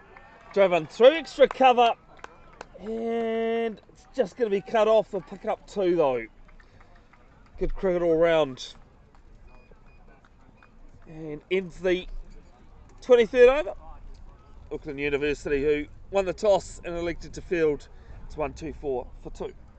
Chasing 278.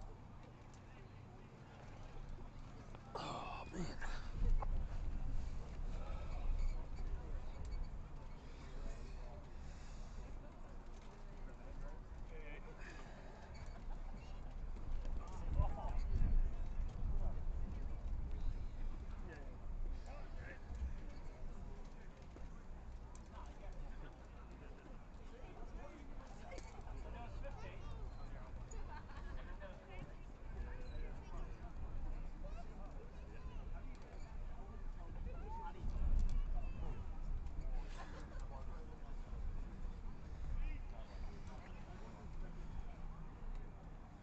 Is that James Nelson?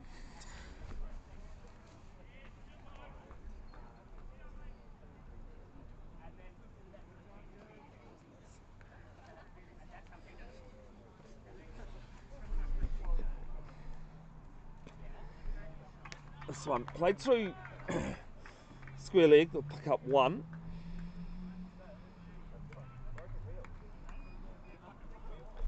Just waiting to see, it is James Nelson bowling from the road end.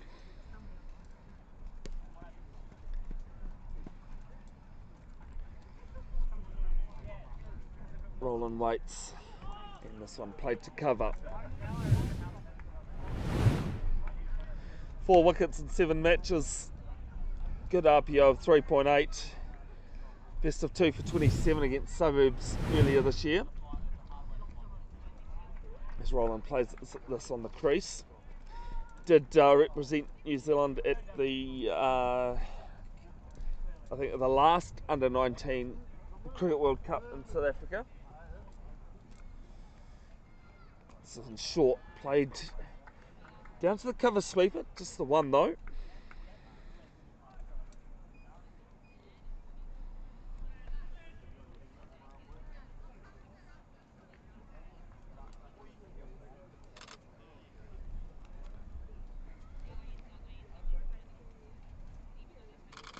Backs away and plays this back to Nelson.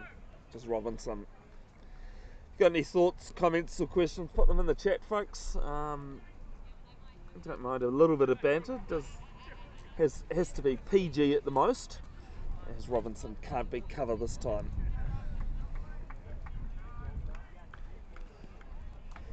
Ends the over, just 2 off it. It is 1-2-6 for 2.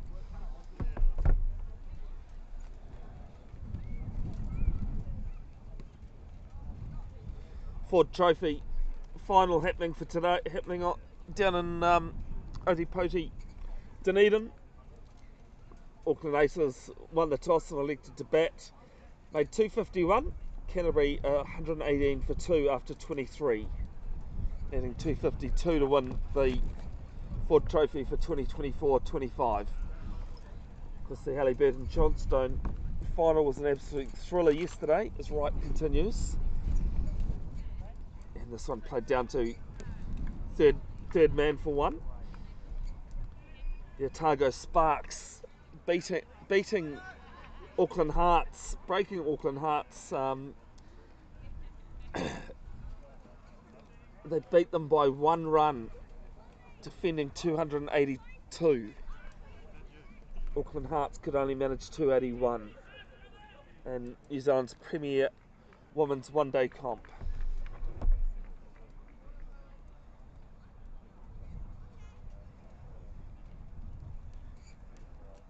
This one's short, slapped down to long on.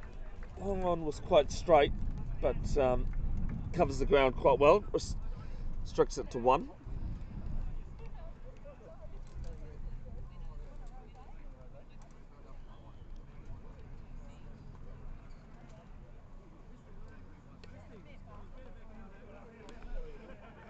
The other final going on in Tamaki Makaurau Premier Men One Day Finals. Grafton has this one short down leg side and is wide, and one for the over.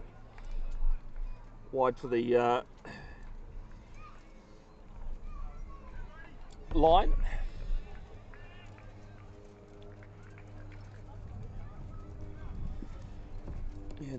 In the Richard Jones Trophy final,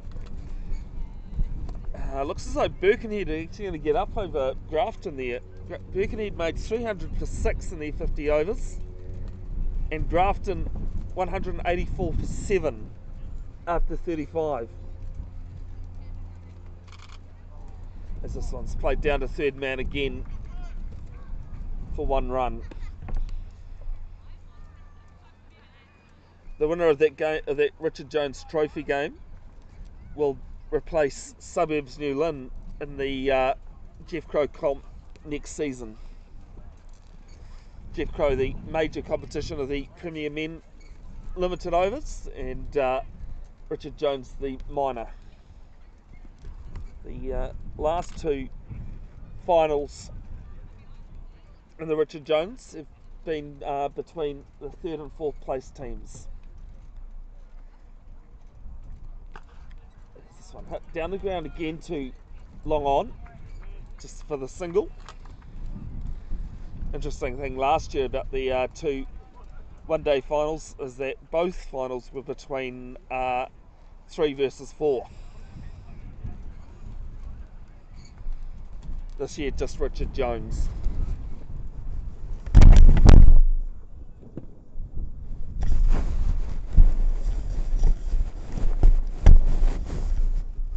This is 1 versus 2 in the Jeff Crowe comp. This one's hit down to deep point. They take a single.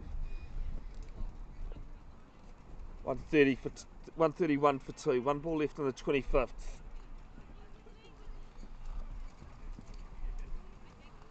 Robinson on strike, 55 of 57. Rowland, 56 of 69.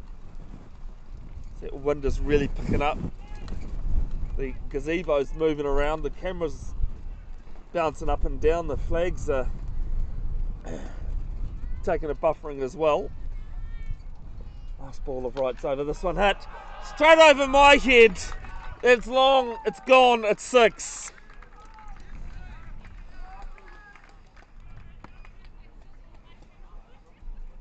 It'll end the over.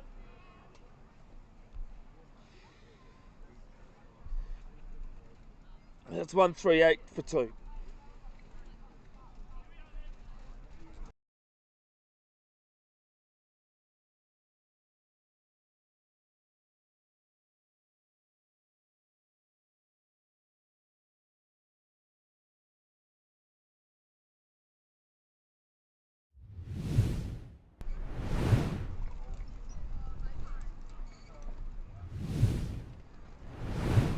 Ball was quickly returned, and James Nelson starts his second over. None for 2. And starts at the dot. Just another reminder, next Sunday, the 2024-25 Auckland Premier Women T20 final from Colin Maiden Park, 2 p.m. This one's short and taken. The wicket is finally gone. It's a very low catch at backward point, and Daniel Presland has it. 138 for 3 as Rowland departs.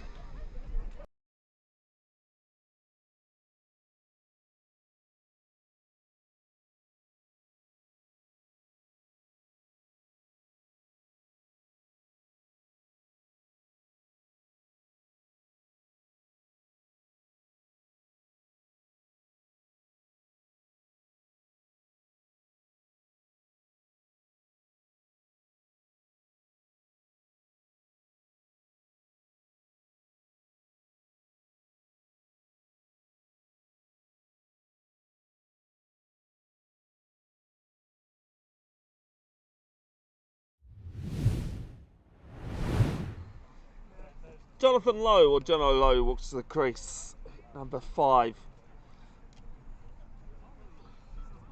good strike rate, just under 100. His highest score in the last 2 seasons, 67 not out against Hibiscus Coast earlier this year.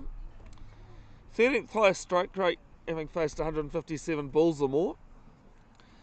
And the partnership he had with Oshik Chakraborty, 106 versus Hawak Pakaranga last year, sits 43rd. I was talking to him towards the end of Parnell's innings, and he said he promised me some fireworks, so wait and see what he has to deliver.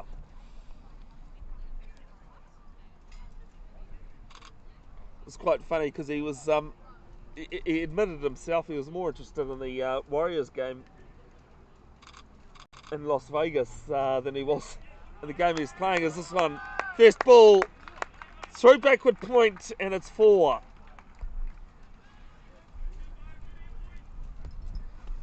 Just struggling with their line at the moment, although, you know, the second to last ball resulted in a wicket. If you hadn't heard, NRL for 2025 got underway with Canberra Raiders beating New Zealand Warriors 30 points to 8.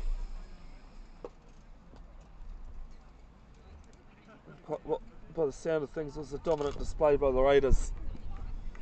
That game happening in Las Vegas. This is a single to the cover sweeper.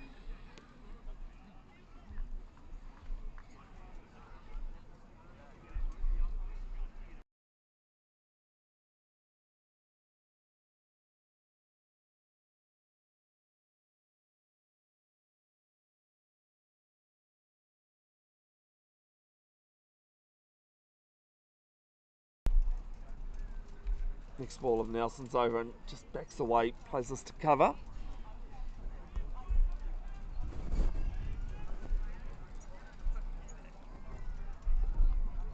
You just never know when it's over in a game of cricket. He tries to work this leg side, does Robinson, can't.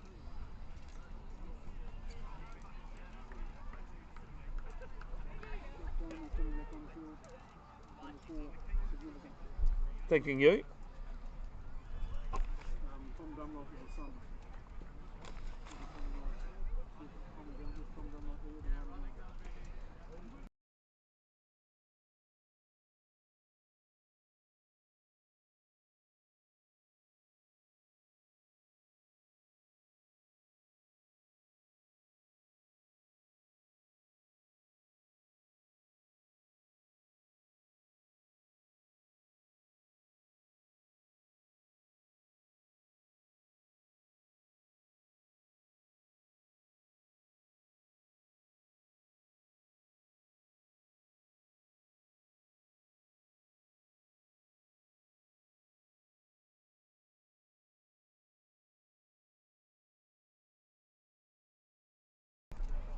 Jack Wright continuing at the water's end. This one through point.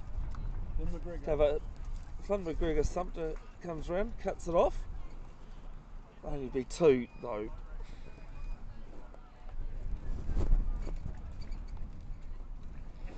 I can't smell the barbecue going. I thought there was a barbecue.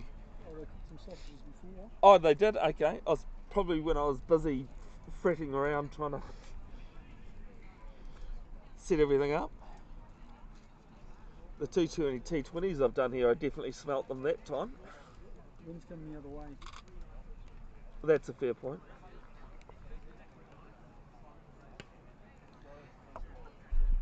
Home of the Grammar Rugby Juniors as well here at Shore Road in the winter.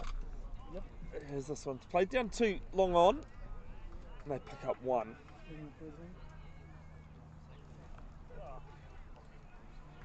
I think I was talking to his father Craig today. Introduced himself. Yeah.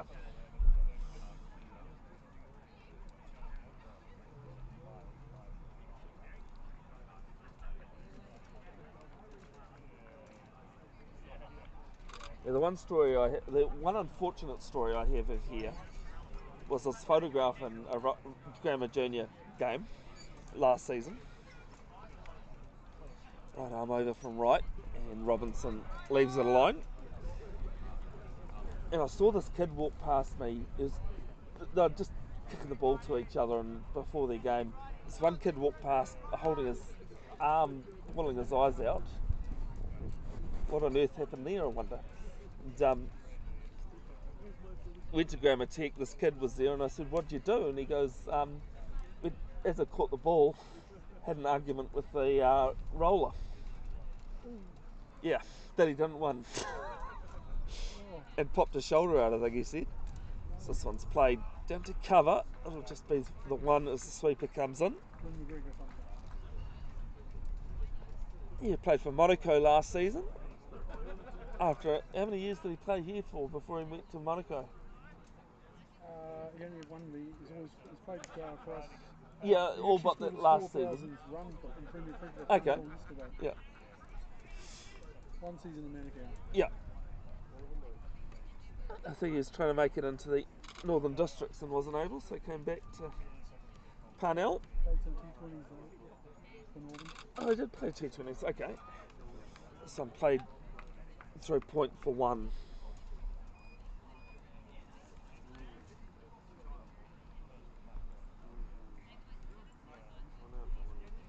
Robinson on 62, Low on 9.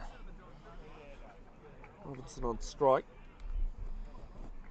Jack Wright. One ball left in his 6th, none for 29.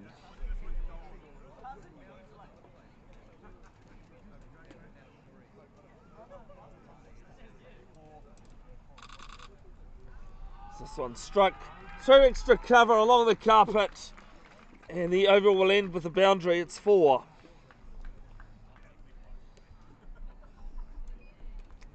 The 150 comes up as well as 152 for 3 after 27.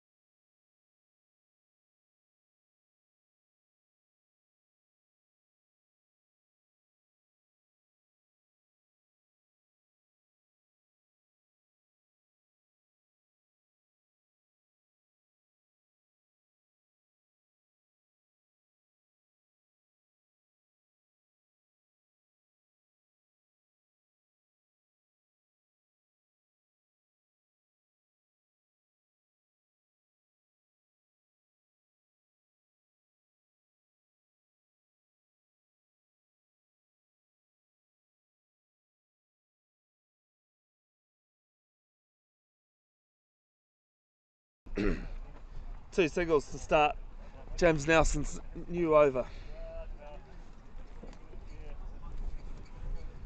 So this one's full and swept down to mid wicket for 1.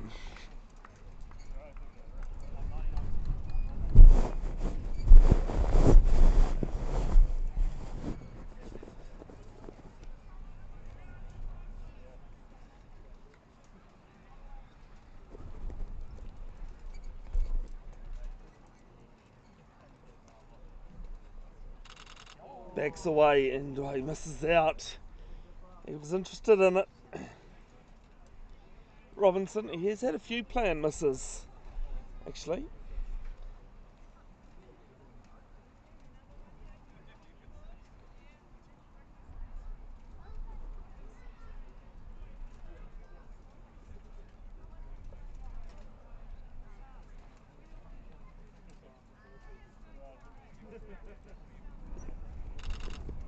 This time gets something on it, but straight to cover.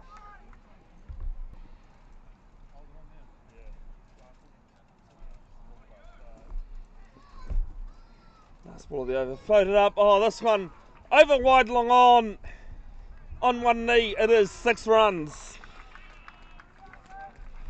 After 28, it is 161 for 3.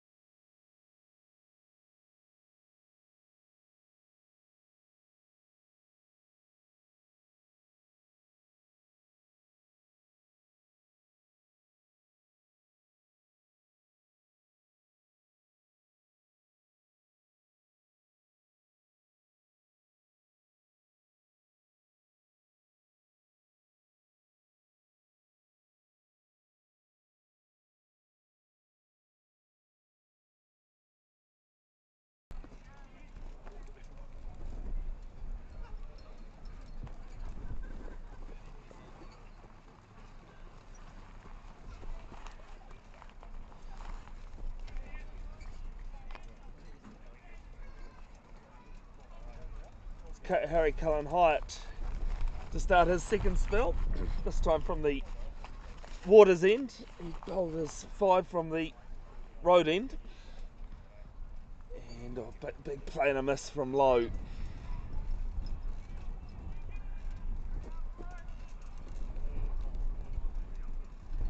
Run for 27 and his one ball into his 6th.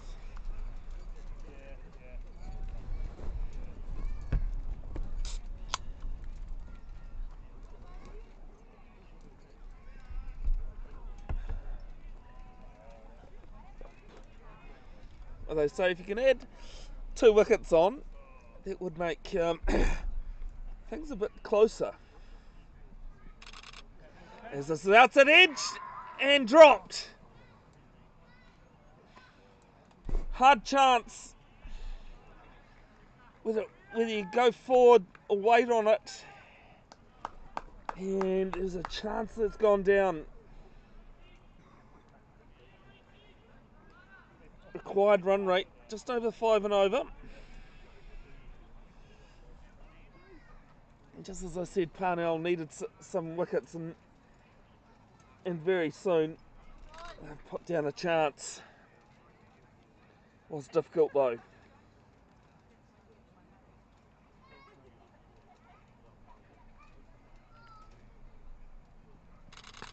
This time low. Muscles this over wide long on. And it's 6 runs. Some great fielding by one of the spectators' chairs here.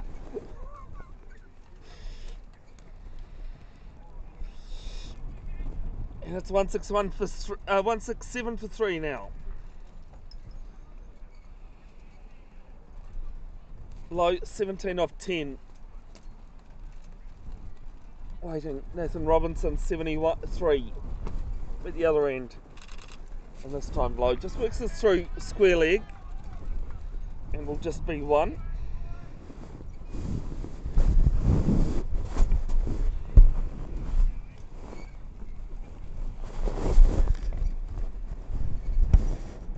I think there's been 4 6s hit through this wide long on area.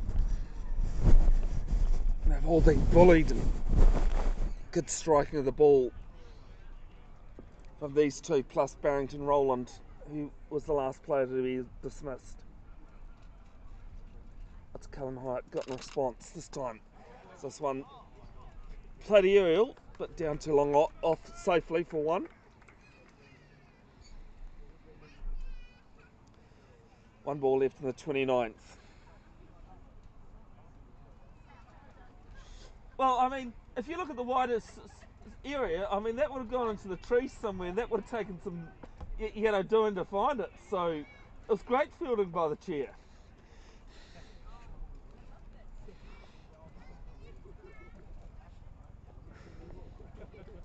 Last ball of the 29th. And a very good delivery to finish the over. Another profitable one for University. And after 29, it's 169 for 3. Pay the bills. Might as well. can see the sponsors in the top left corner. Parnell sponsors Astra Radiology, GM, Grey Nichols, New World Remuera, Placemakers, Player Sports, Transbuild and West Ferry. For University, CLM The Bays, Cricket Express, Curry Village, New World Stonefields, Speedy Signs, Stonefields Public House and Uni Sports Physiotherapy. This live stream brought to you by Whitewater Vehicle Exports. Find them on the internet. Go and Google it. Wide range of vehicles to purchase. Big thanks to co-owner Robert Davey for helping us out today to get the second innings working. Next ball from Pereira, sweeps through square leg, mid wicket sweeper there, cuts it to one.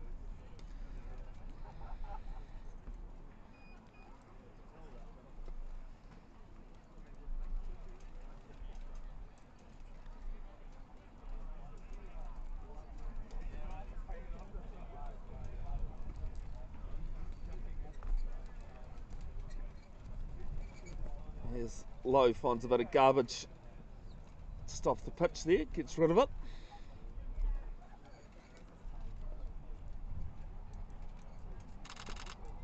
And we just through long mid on, and they're going to pick up a cheap two there.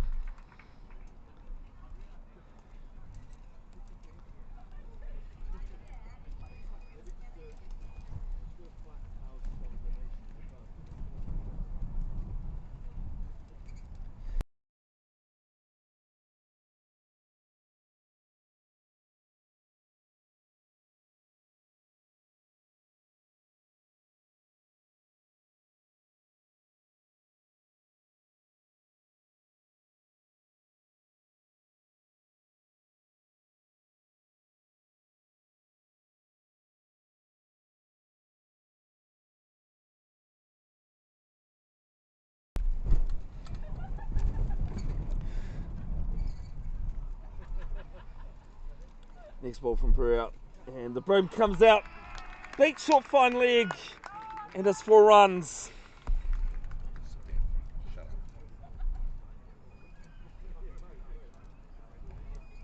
$177 for 3.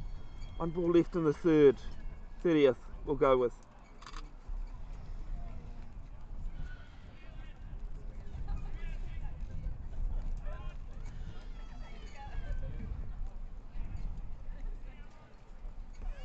They've built a good innings so far, Auckland University, but Parnell can just get 1 or 2. And about now, they've put down a chance a couple of overs ago, as this one is aerial, and it's going in safely.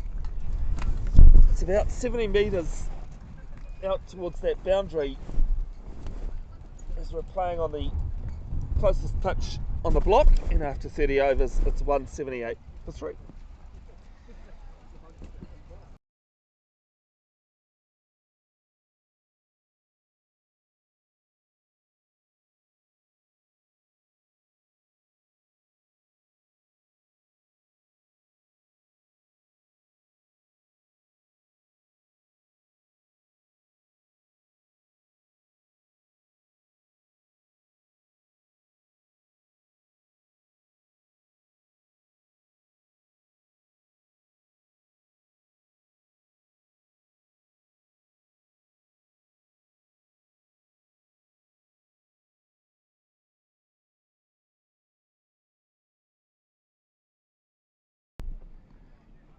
First ball of Cullen White, 7th over, just guided to backward point.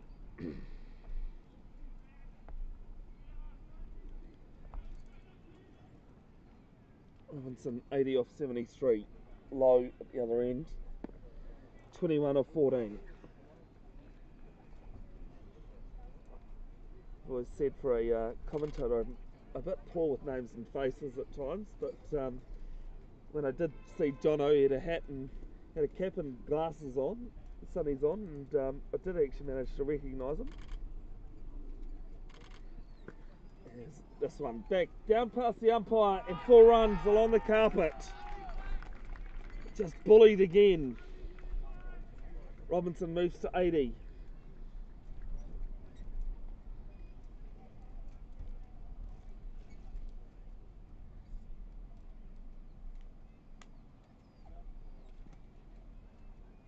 And just one of the inconveniences of playing here at Shore Road with the trees and water and that can be a bit of a hodgepodge trying to find the ball when the ball does go into the trees here. But it's a nice ground. Another reminder, next Sunday, 9th of March at Consolidating Park, the 2024-25 Auckland Premier Women Pearl Dawson T20 final. The hosts University taking on Suburbs New Lynn, Consolidating Park #1 at St John's. Either can make it in person, free entry, or you can catch it live on Bev's Broadcasting YouTube channel.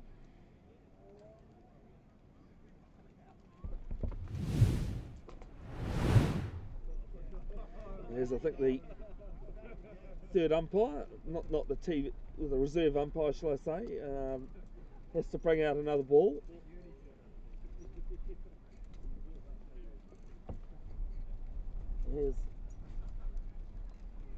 Might have actually found the ball amongst all that trees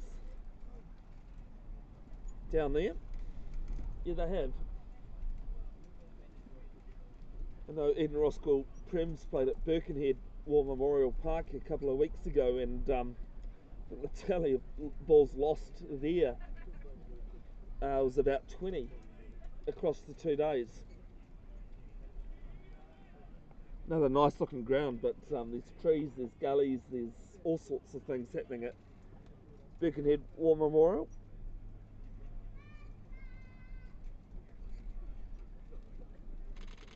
As Robinson plays this to extra cover.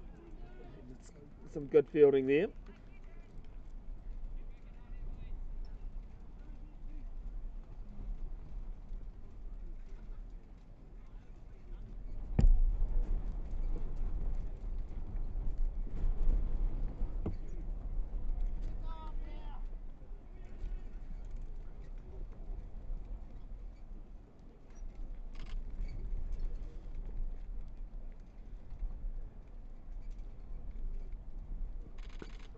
As Robinson goes down the ground, into the trees again at 6.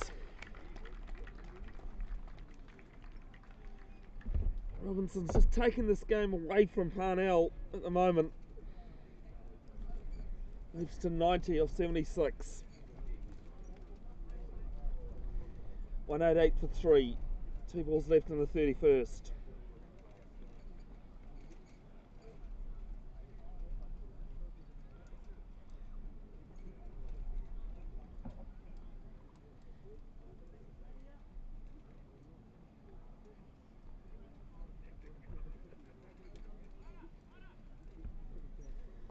In the Richard Jones final, the winner of that final joins these two teams and others in the Jeff Crowe Cup next season. Birkenhead made 300, Grafton requiring 74 off 49 deliveries with only 2 wickets in hand.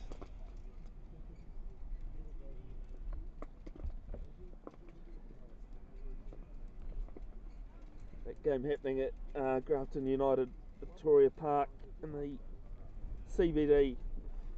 Excuse me. Robinson waits this time and goes flat out.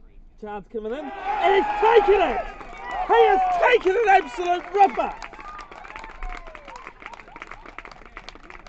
Wow, is that the game changer we've been waiting for?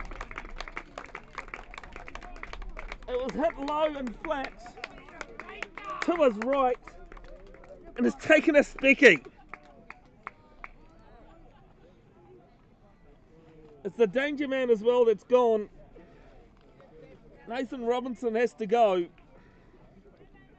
And it's Daniel Presland who's taken the catch. I think even Auckland University acknowledging that was good.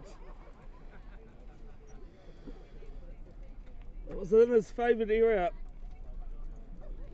Nathan Robinson, he's had a lot of sixes over that way, but this time falls victim. 90 off 77 deliveries, 7 fours and 6 sixes in that one, and gets a warm applause as he comes off the field.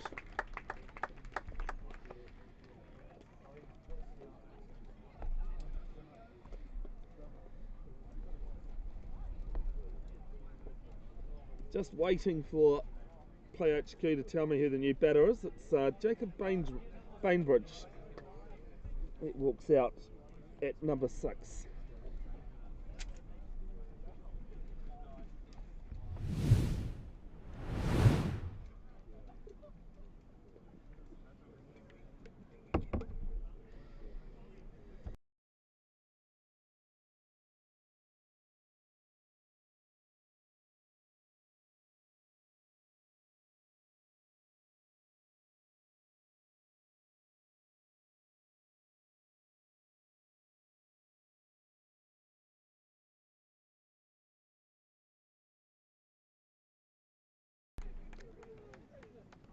Jacob Bainbridge, 174 runs in 5 innings, Auckland Premier one-day games.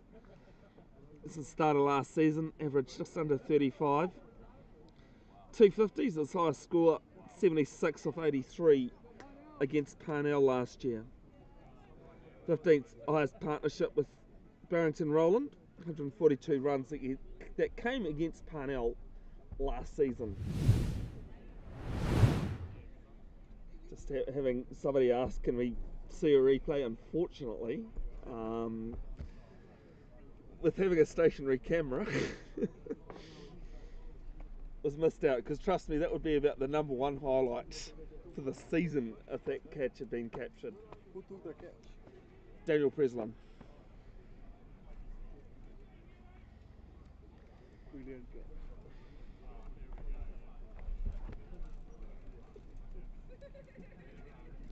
Is that the turning point Parnell need? Cullen Hyatt has 2 for 45, 1 ball left in his 7th.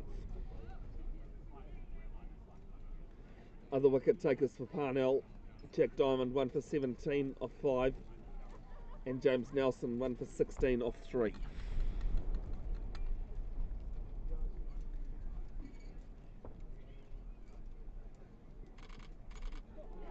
And there's a peel for caught behind, and he's gone!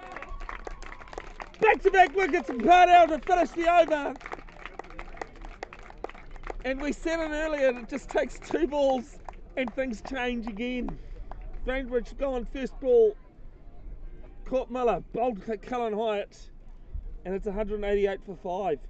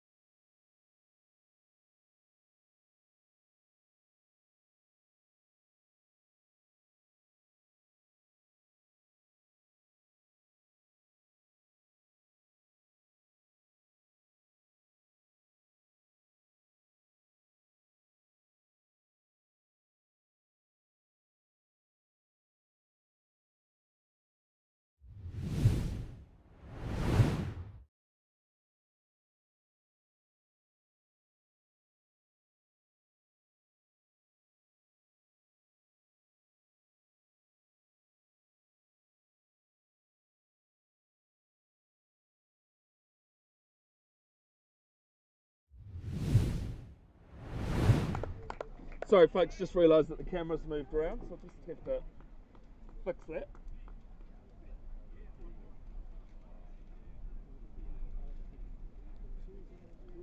Nick Stover at the crease, but he's on at the non-striker's end. John O'Lowe facing up to the Keith Pereira, gets a full one, slices this through backward point, player coming round, and it's brilliantly cut off. And they'll pick up 2 runs. Harry Cullen Hyatt, who's just bowled the last over, with 2 wickets, does some great fielding. The rule is, if you do walk in front of the camera, you got to do a dance or some sort of, effort.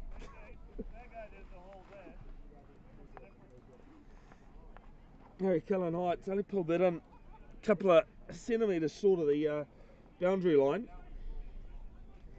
and just all of a sudden, Parnell have got themselves in a chance again. Second ball, Pereira, it's quicker this time, and a bit of misfielding, but doesn't cost any runs.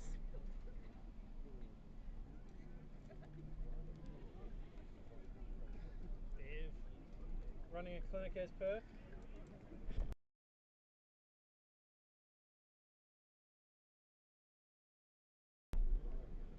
Next ball, and it's just defended.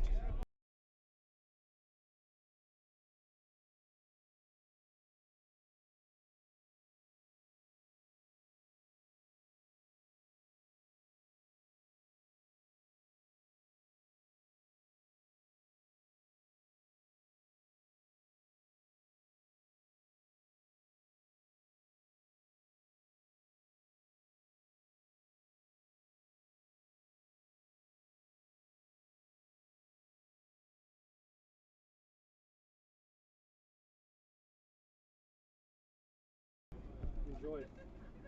Next ball from Pereira, and just played to cover. Preslin do took like absolute ripper in the last over, does the fielding. 1 ball left in the 32nd. Good to see Parnell, former Premier player Ollie Pringle, has turned up here to watch. And this time went through leg side. Might look for 2, but no, they turn it down, just the 1. Ends the 32nd, and it's 192 for 5.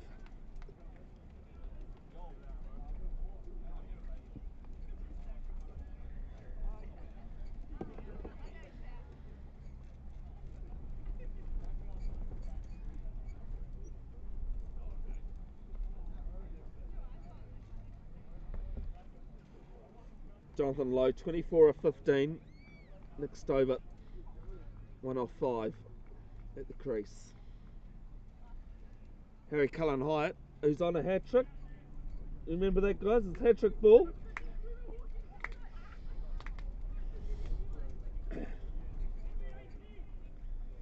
Top 2 off this last one. Daniel Preslin with 1 good catch, and then Harry Miller with the 2nd catch off the last ball of the over.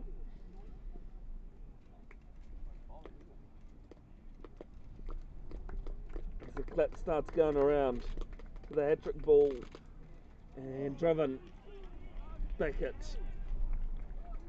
Cullen Height.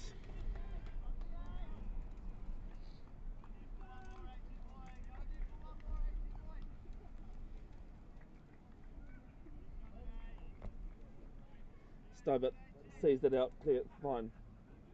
Can you?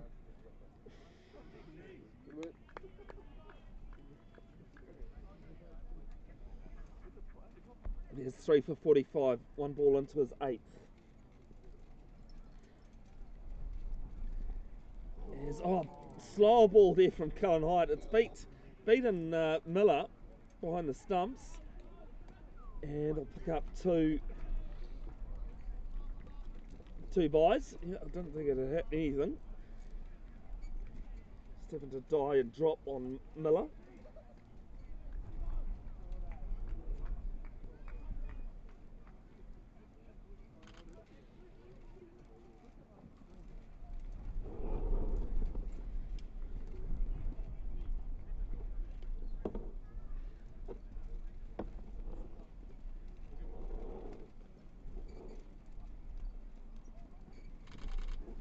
And Stobart just pushes this to cover, and they take a quick single.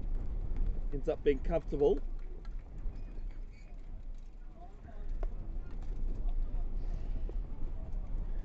Reminder, you can watch this game back, or this innings, back, as only the 2nd innings has been covered due to today's early issues. Photos of the match. I probably missed about 20 overs while trying to sort out sort the issues. Will be posted to Bev's Broadcasting official Facebook page. There's a link to that in the description as this one's up and over mid-wicket. Pereira giving chase. And I'll pick up 2.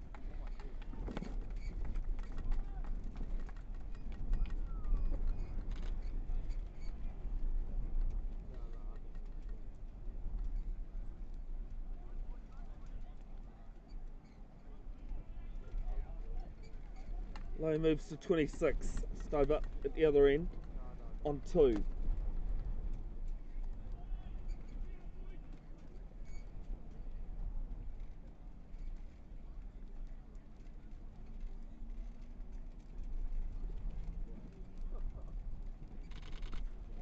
And this time goes down the ground, and extra cover gets a hand to it, but only knocks it to long off. 1 more to the total. 198 for 198 for 5. 1 ball left in the 33rd.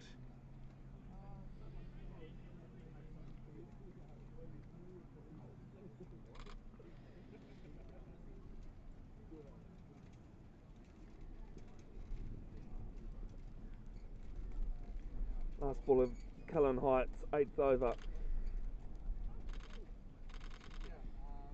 And this one just played to point. And they finish the over with a single. 17 to go. 78 is required. It is 199 for 5 after 33.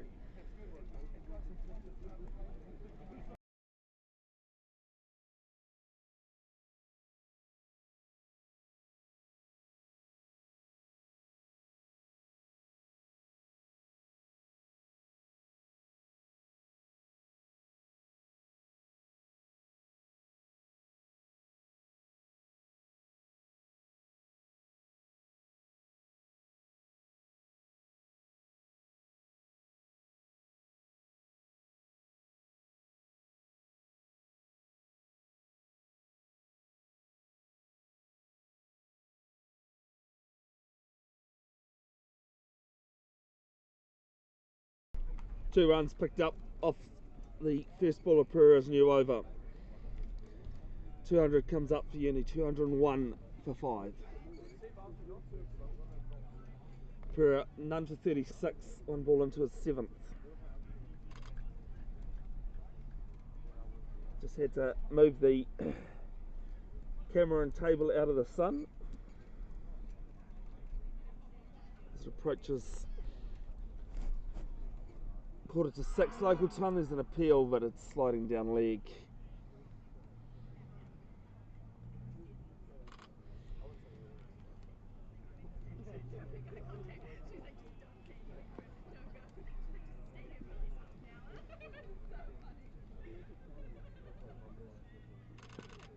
This one's driven back past Pereira. And 1 more to the total.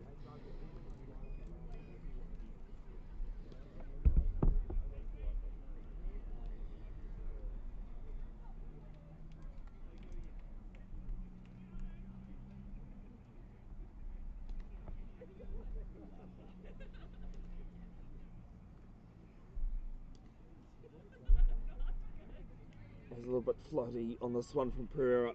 He just dead batted back from Stover.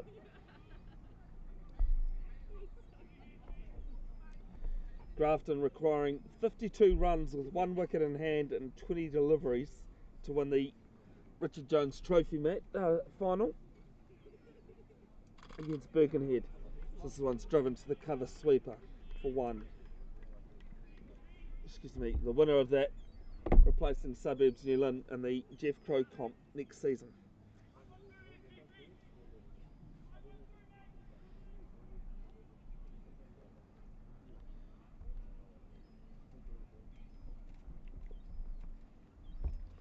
One ball left in Pereira's over. And Lowe just plays this to point. Ends the over with a dot. Pereira none for 38 in his 7 overs. And after 34, it's 203 for 5. equation now, 75 from 96.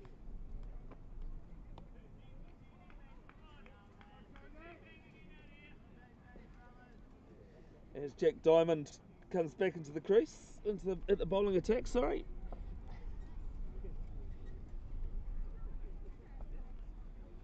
One for 17 in his 5 overs with a maiden in there as well.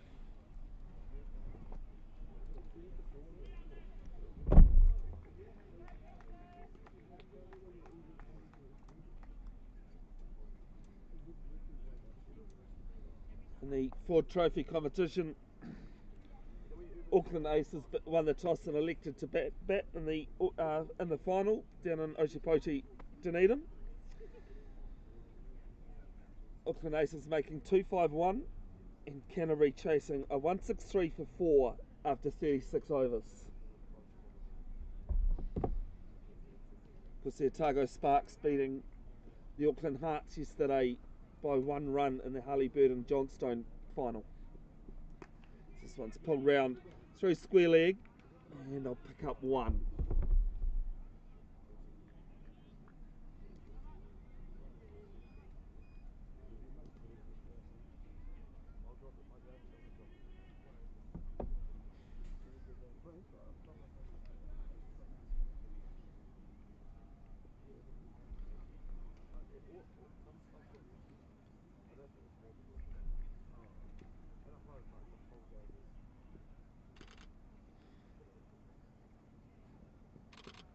This tucks them up. They're going to pitch a league by the look of things.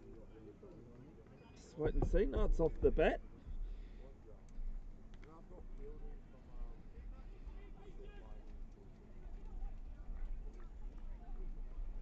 Stove it. 7 off 14. Jonathan Lowe, 29 off 20.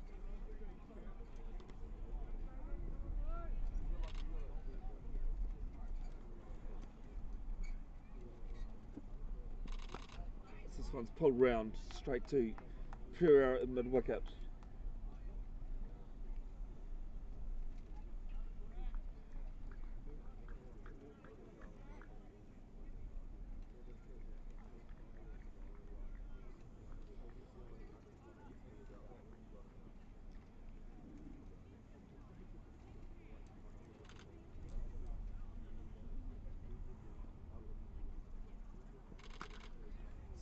Hit straight down to long off. I run with the shot.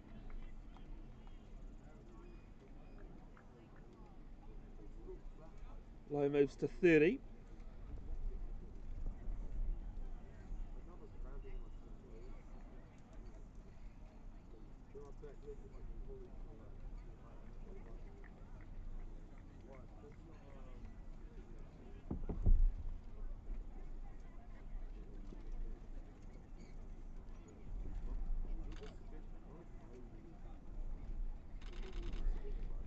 As this one's hopped on and Stovett's going to run through for a quick single. 207 for 5, 1 ball left in the 35th. Apologies, VJ. As I said in the text, mate, I thought I had given you a shout out. You, along with Said Mujtaba and a few others as well. When you got the chance, you do tune in, which is always appreciated. Otherwise, it's literally talking to myself if nobody's watching.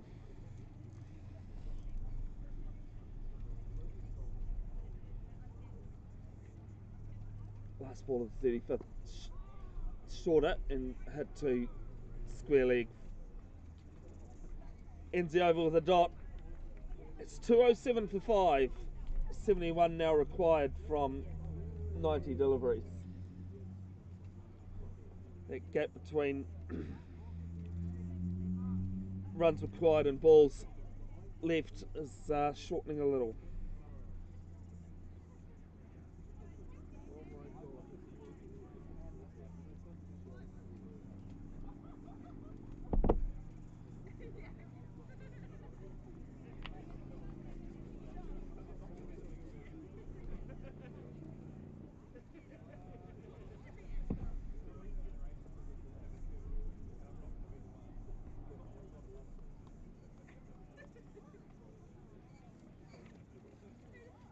umpire's just conferring with Captain Anakin Parikh about something there. It's back into the attack for his second spell today. None for 32 in his 3 overs. Nathan Robinson took a liking to him in his 3rd over.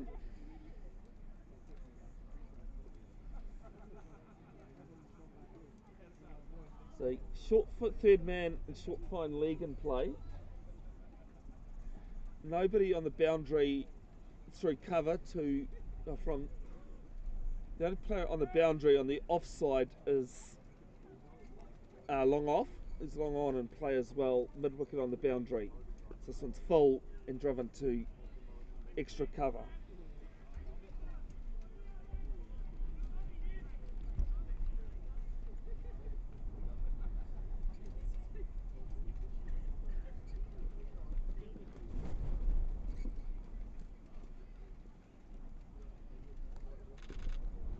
This one's played to mid wicket.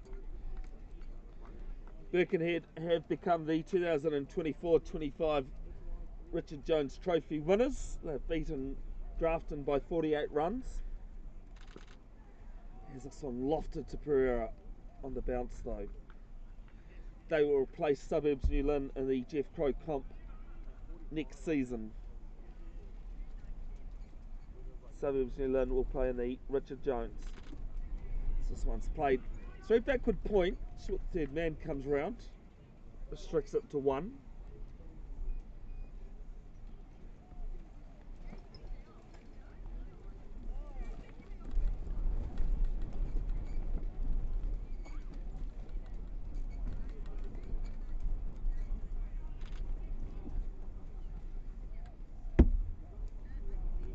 It's on a good length from Parikh and just a forward defence.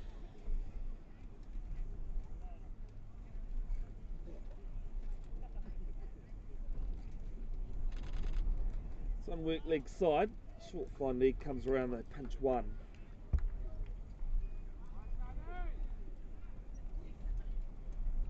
Ends the over. 36 gone, it's 209 for 5. Jonathan Lowe, 31 not out of 25. Nick Stovett, 9 off 19. Only 2 runs coming off Parikh's 4th over. Here's none for 34.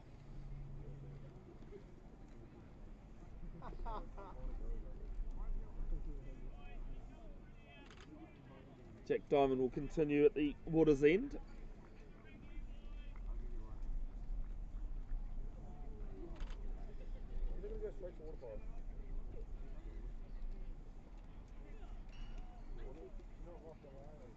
Rolling right arm over to Lowe.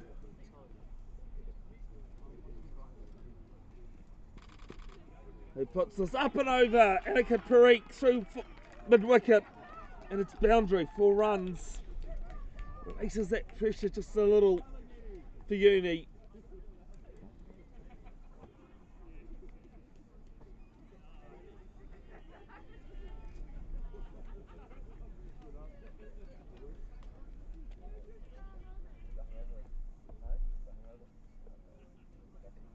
.65 from 95 now.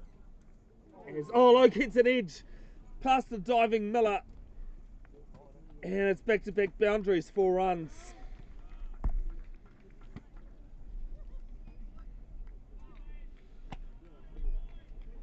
First one hit with more confidence than the second. But runs are runs, don't matter how you get them, it's what goes in the book that counts. Lowe moves to 39 off 27. 3 4s and 1 6 in that innings.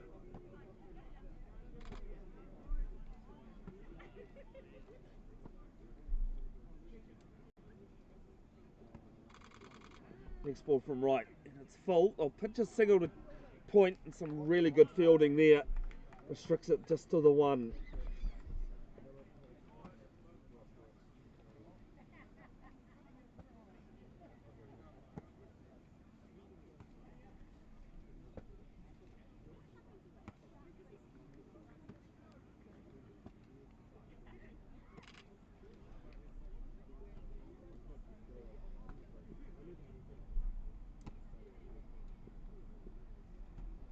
over waiting.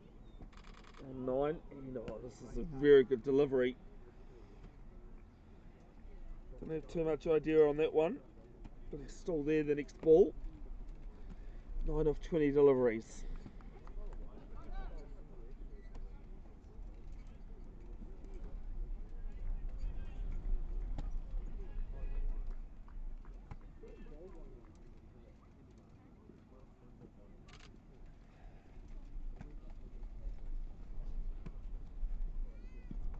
There's an appeal, but sliding down leg. Diamond bowling with good pace at the moment. There's 1 for 30, 1 ball left in his 7th.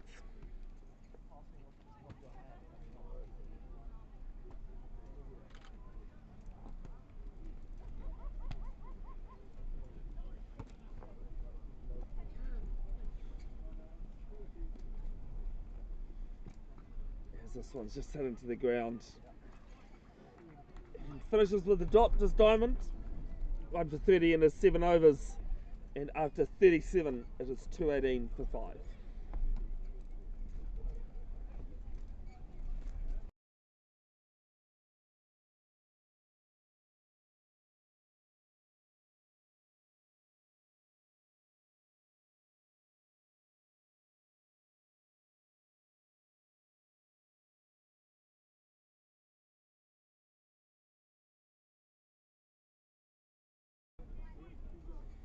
Parnell skipper to continue. 9 for 34 in his 4 overs, starts with a dot.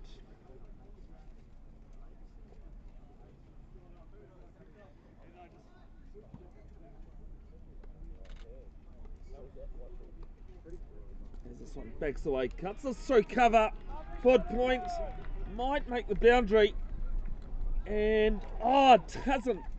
It's beautifully stopped. Nothing between the ball and the line on that one. Millimetre. If that, probably half a mil. That's some great fielding there from Harry Cullen Height, thank you.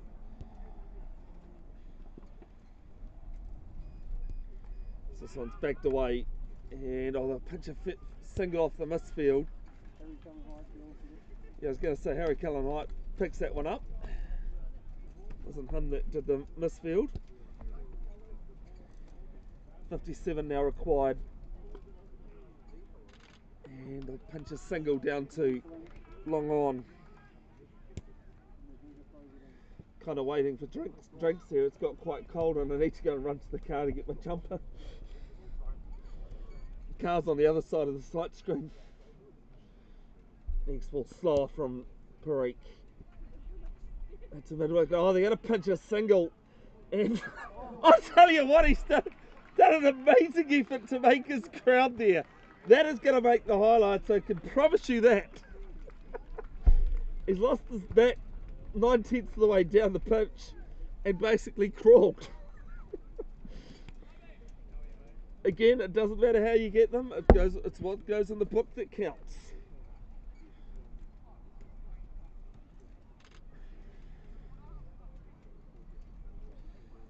I shouldn't say the book, it's more the tablet these days.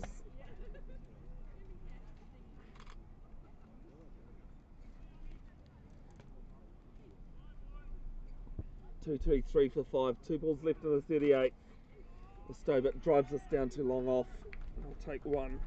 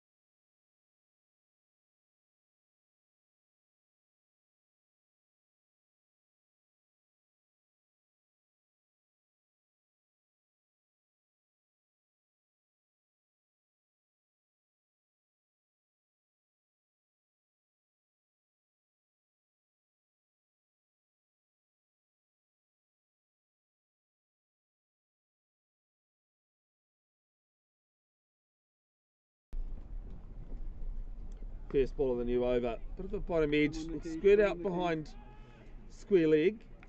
And they'll come back for two. Pereira's good and quick, but can't prevent the two taken.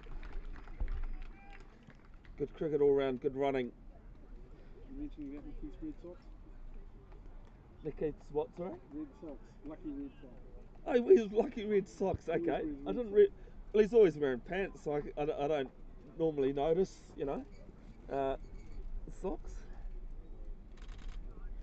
This one's driven, but can't beat extra cover. 95 America's Cup. Peter Blake, well, Red Sox, and the only time New Zealand lost a race, Team New Zealand lost a race in that America's Cup was the one he wasn't on the boat for. Still remember that.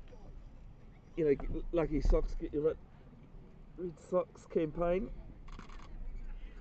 San Diego, 95.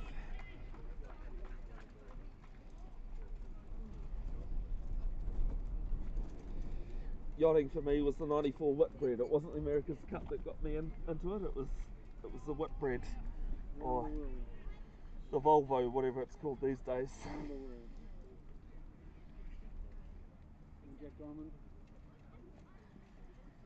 Three balls left, and Diamond's 8th over. As this one's down leg, and we'll have to re-bowl that one.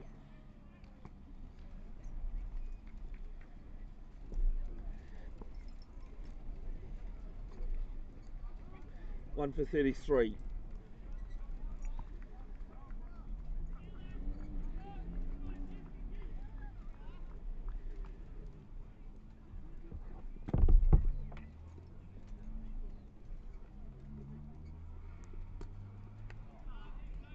This one played down to mid-off.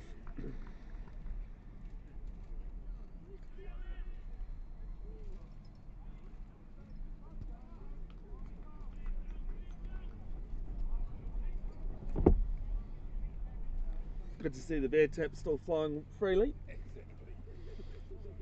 I've got to wait till I get home before I can indulge. I've got an hour and a half drive back to Pyro. I kind of have to restrict.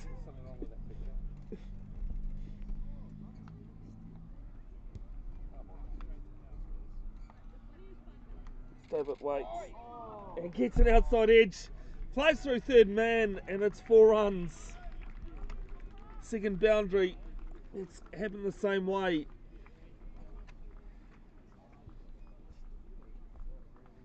Two, 3, 1 for 5.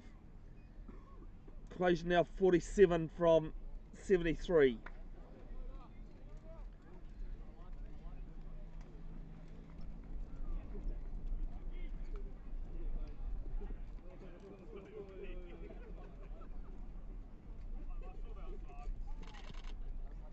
As this one's down leg, just be a leg by that's run through. And is called so. And after 39 overs, it's 2, 3, 1 for 5.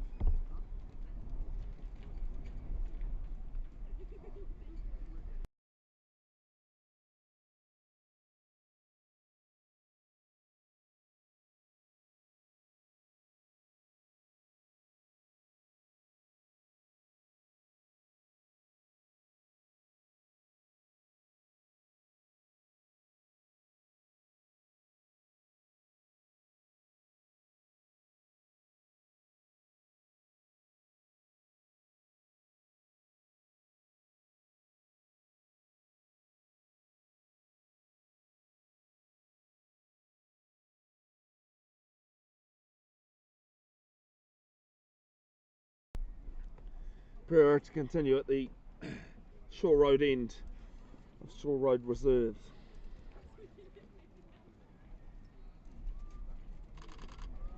Here's this one, hit round, backward square, and it's 4 runs. Wide, fine leg, and back-to-back boundaries.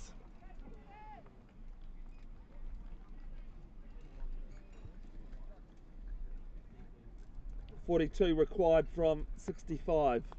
I apologise, my maths was out a bit in the last over.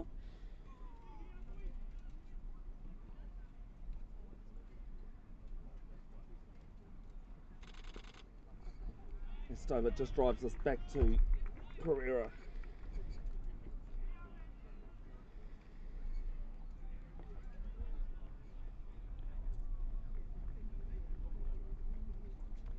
Top scorer for Uni so far, Nathan Robinson out for 90. Here's this one, swept straight backwards, square leg, and another boundary to the total. Also helped Barrington Rowland, was dismissed for 57, and John O'Lowe not out on 44 at the moment.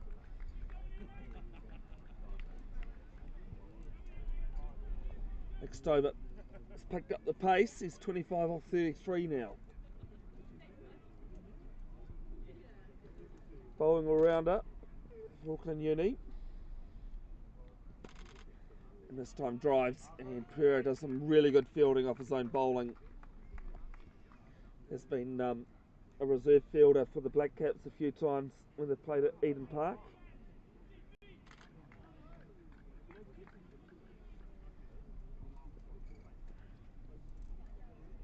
And they don't give those positions out to anybody. Stobart just comes forward and defends.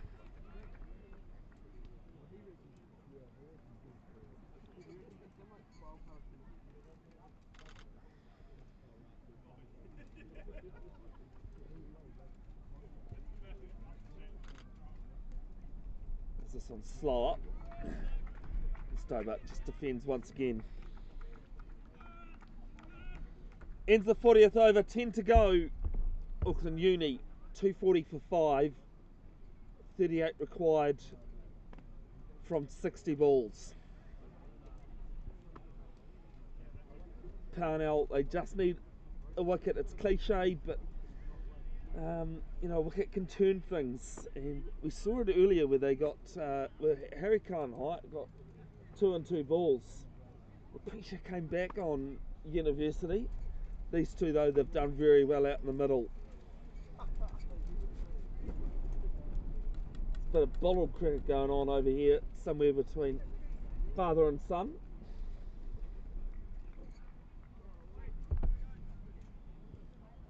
As Cullen Height is back into the attack at the water's end.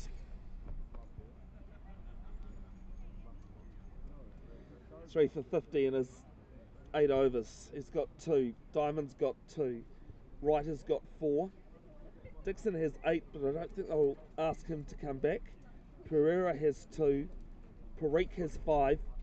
And Nelson has 3. I think Nelson and Dixon making up 5 overs probably have done their dash at the bowling crease.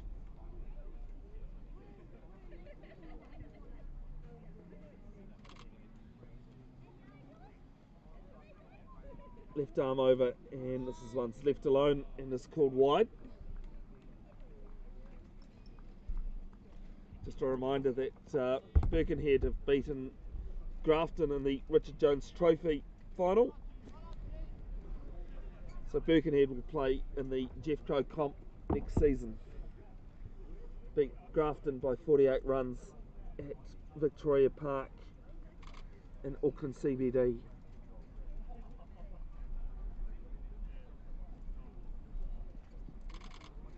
As Lowe goes after this and plays this down to extra cover, and I'll pick up 1. Another reminder, you can watch these games back as often as you like. There'll be highlights of this innings and photos of the match posted to Bev's Broadcasting official Facebook page in coming days.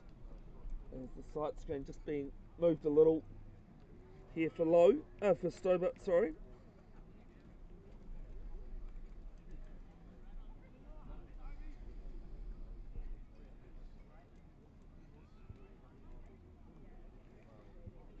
.36 from 59. If University can bat the 50 overs, they should win from here. Big talk going on between bowler captain and vice captain.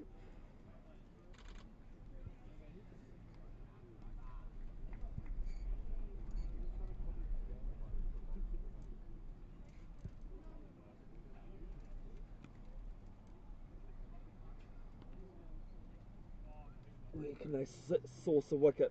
The second slip comes in play for the number 7. 44 on his back as Cullen Height misses out on his follow through, or his run up, shall I say. So Daniel Preslin was sort of looking skyward at, hoping that where something could come from.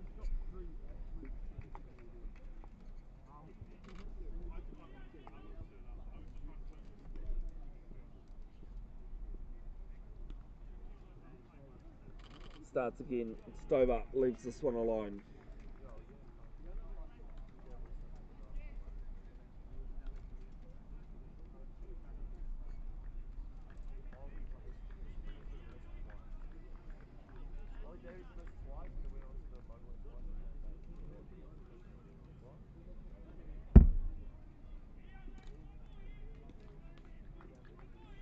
The presentation at the end of this game won't be live streamed, sorry folks. I will be there to photograph it though.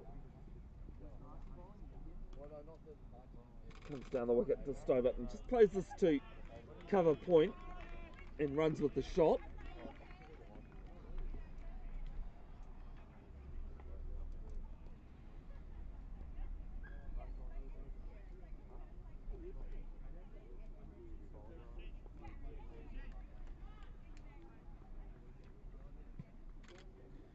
Rick just talking to his young bowler at the moment.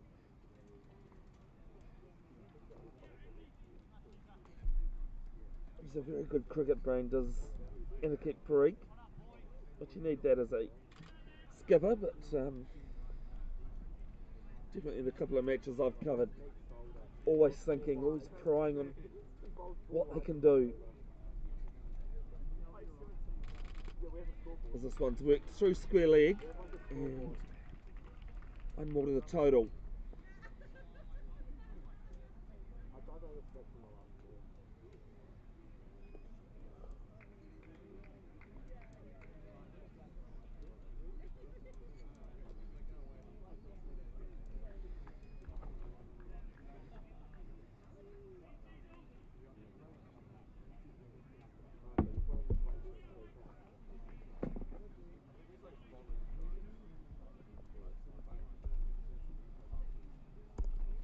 Comes down the wicket and can't catch up with this one.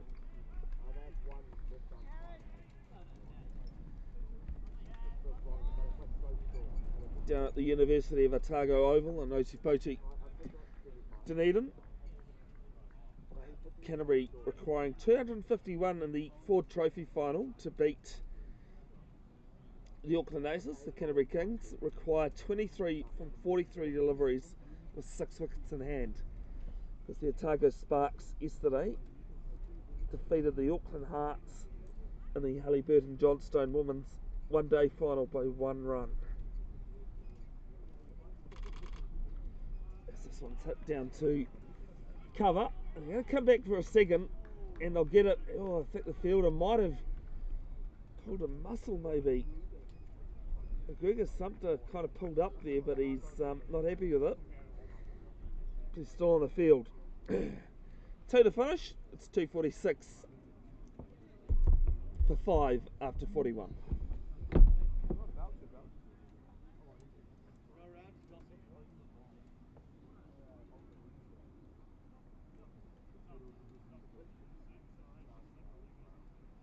Might be a scarf.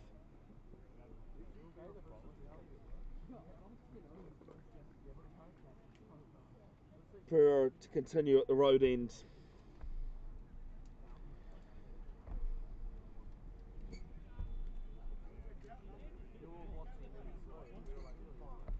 .32 now required from 54 deliveries.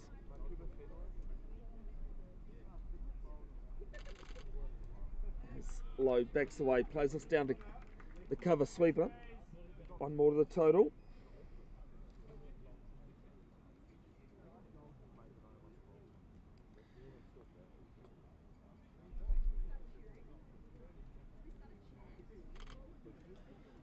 Bit of chant talk coming from the Parnell tent.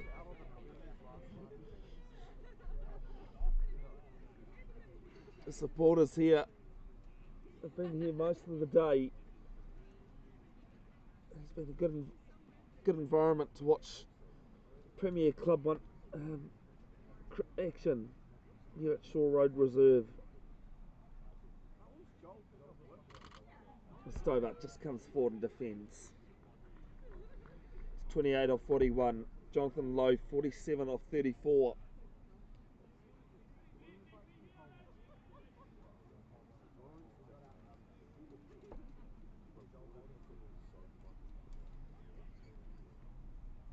Comes down the wicket, drives, and dropped it mid-off.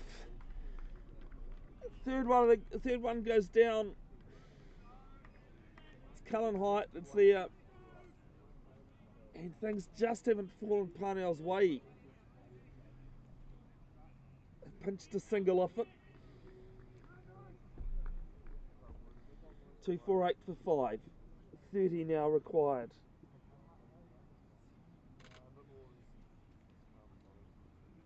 Forward point and backward point in play. Forward point off to the right of screen. As this one's full and slashed. So extra cover. They might come back for 2, they do. And the 250 comes up for Auckland Uni. 250 for 5. Low moves to 49. What an innings this could be if Uni can get over the line. As good as Nathan Robinson's was.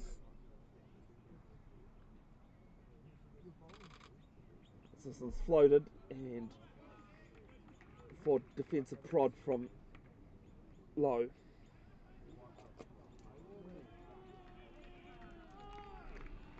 As John Lowe will bring up his 50. A well struck 50 from John Lowe. And he's applauding everyone and everywhere. His 50 coming off 36 balls, 3 fours and a 6. And what has been a great innings. He promised me towards the end of Parnell's innings that he was going to do something special today if I got the live stream going. Still has to see his team home. This one's played to point. Ends the 42nd. It is 251 for 5. 27 now required from 48.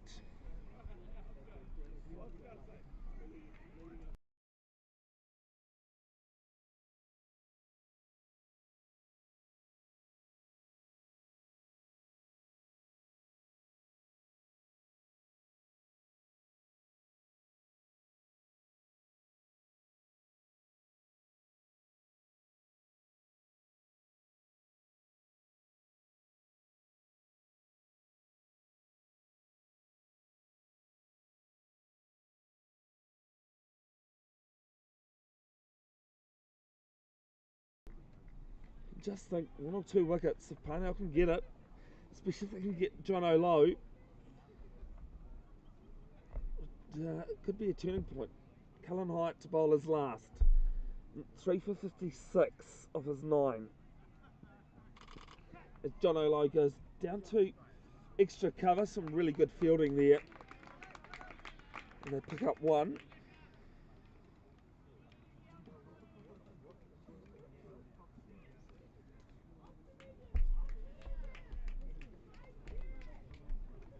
Can't say anything less about Nick Stobart's innings as well. 29 of 43 for the number 7 batter. It's been an excellent partnership between these two. Can Cullen Height finish his spell with a wicket or 2? As this one's left alone.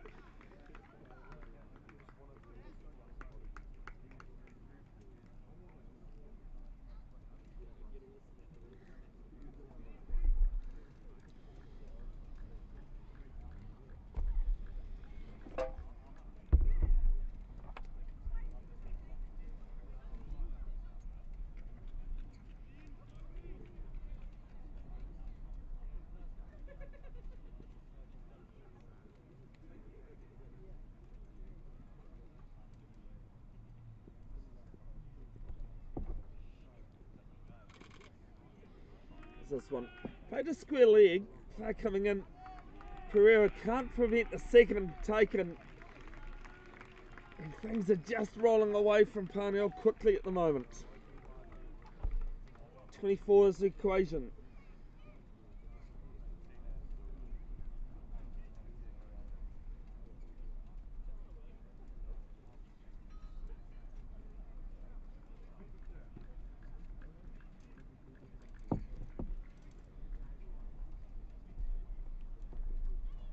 Stobart waiting on 31. Unlikely at this stage to make 50, which would be deserved. As this is down the ground, mid-off coming in, and the commentator's curse takes effect. The wicket falls. And Nick Stobart's gone. It's 254 for 6.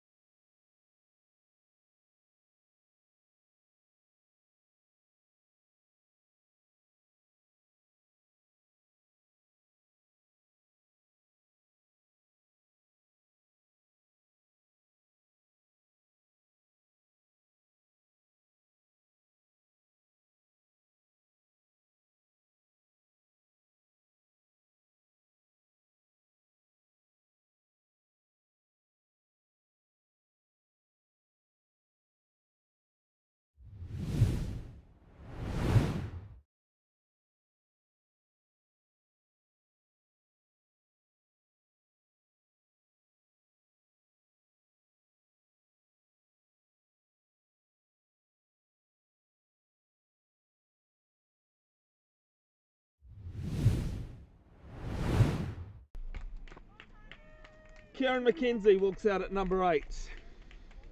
The wrist spinner. Have a bit of a story for him if he survives this ball. As he drives straight to mid-off. He's going to take a single. Hits, but he's well in. He was well in.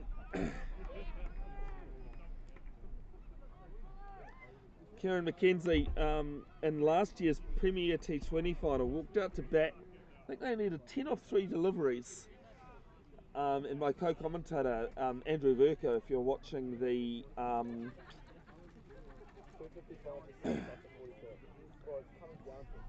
23 required. Yeah, so Kieran McKenzie walked out to bat in the T20 final against Parnell as well. And my co-commentator said, wonder if he'll ramp the first ball, did straight to third man.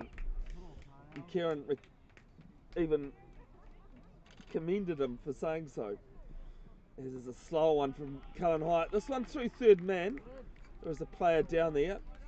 And Lowe turns down the second. Ends the over.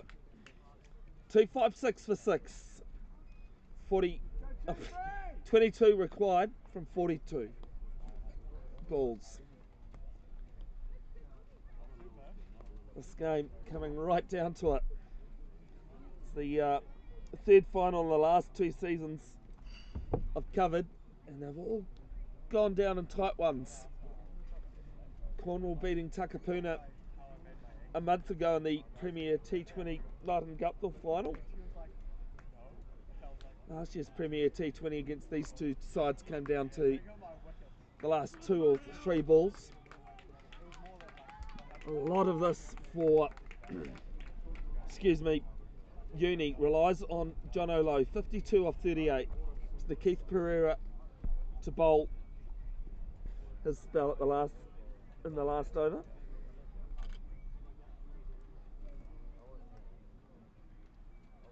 Parnell searching, wanting, hoping, praying for a wicket here.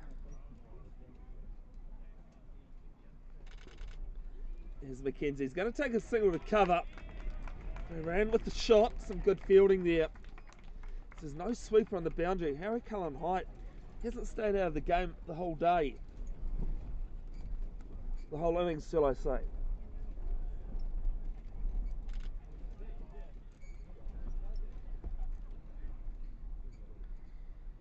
Equation now 20.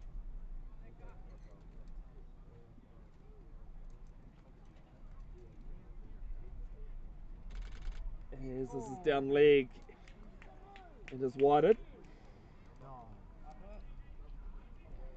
Not what Parnell needs. Gift runs.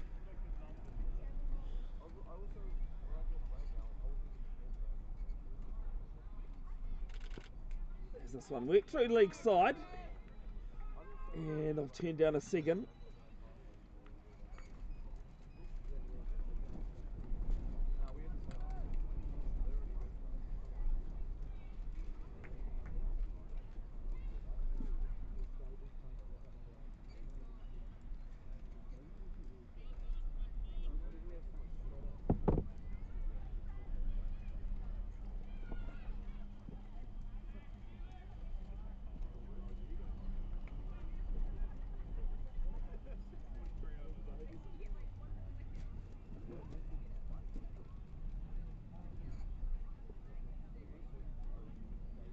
Next ball from Pereira. It's full and McKenzie just comes forward and defends.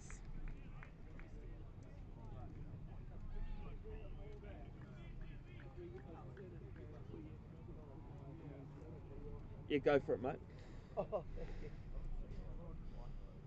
Next ball from Pereira. It's slow up and straight to extra cover. One ball left in Pereira's spell.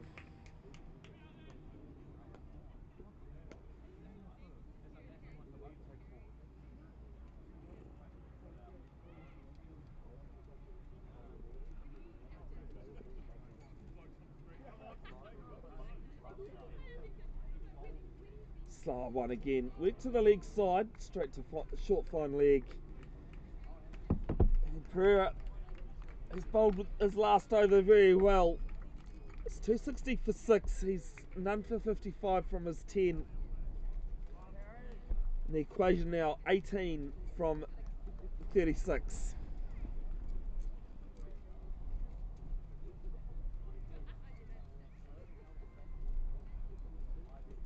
With a fielder change. Oh yes, yep. Well, they had the 12th man there for a reason.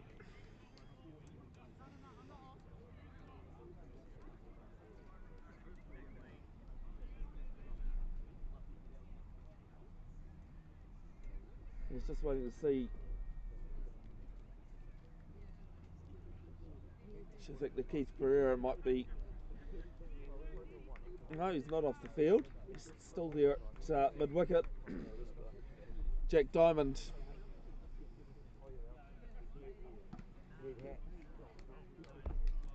To bowl his 9th, 1 for 37.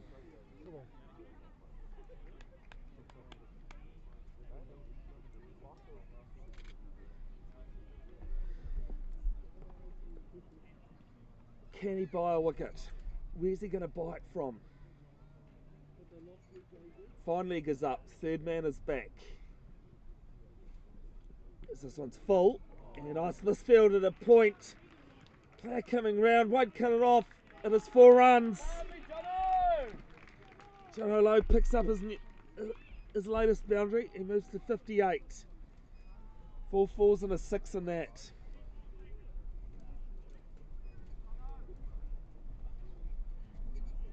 I'm really missing that jumper now that sun's gone. Yeah, I'm going to say you're wearing just as much as I am. Every time you keep talking about it, Yeah. mine's in my van over there. Well, my car's the gold one next to the red one on the other side of the sight screen, so I'll pinch a single down to 3rd man, which actually it would have been great because that's where it originally was set up. Oh. But then the power didn't want to work, so. Oh, so you had to switch over here. Where I'd set up at 9 o'clock this morning, and then shifted. I've been busy. along with the 1800 photos I've taken. Good effort.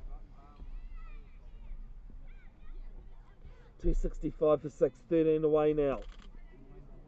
This is played down to mid-on. Keep it simple here, Auckland Uni, and they can win. Brain explosion, Parnell are back in it.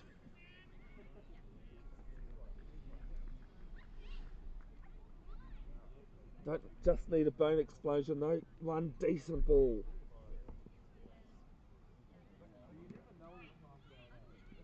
Low weighting.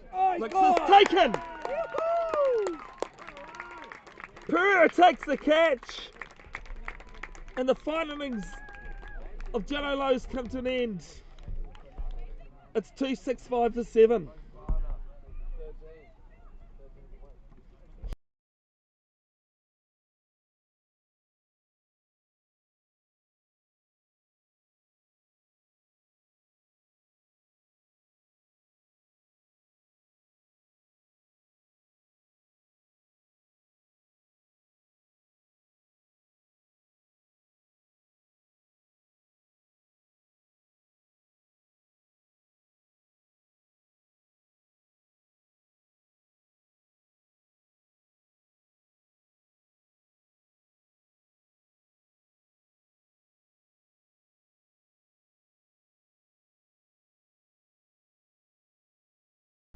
Apologies folks, it's Kieran McKenzie who's been dismissed as Nikhil Bana walks to the crease.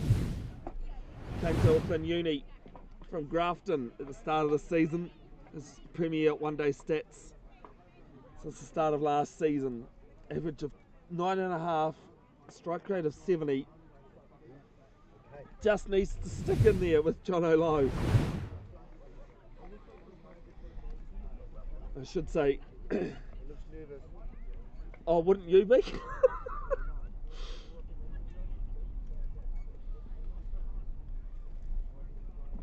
This is full from Diamond, and he does his own fielding. One ball left in the 45th.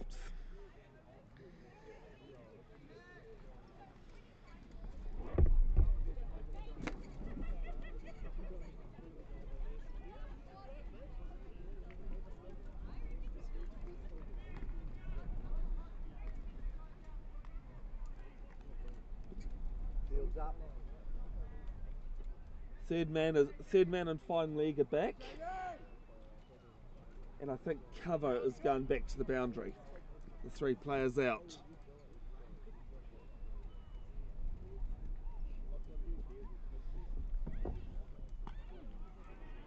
Here's this one defended.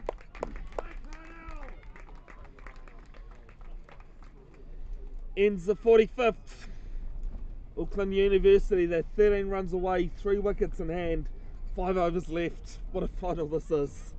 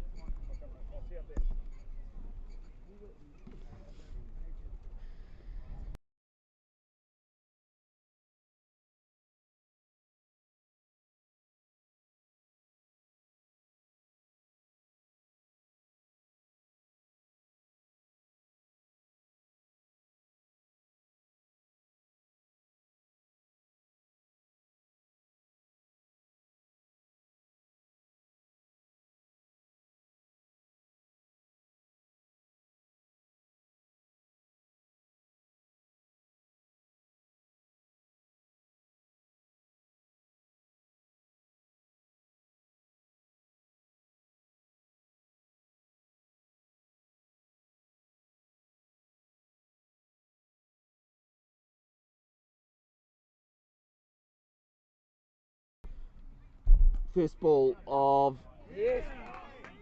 Parik's over. There's a single taken. He's got home easily. Some great fielding there at point from McGregor Sumpter. But another run to the total.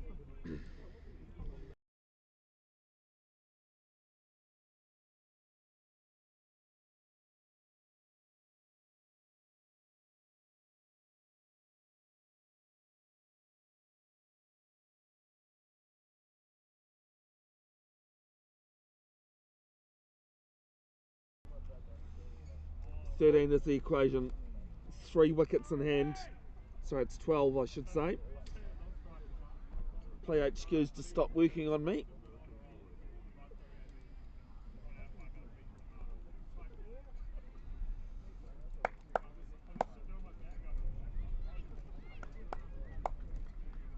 One ball into the over. And keep Parikh, the captain. He's none for 41. One ball into his 6th.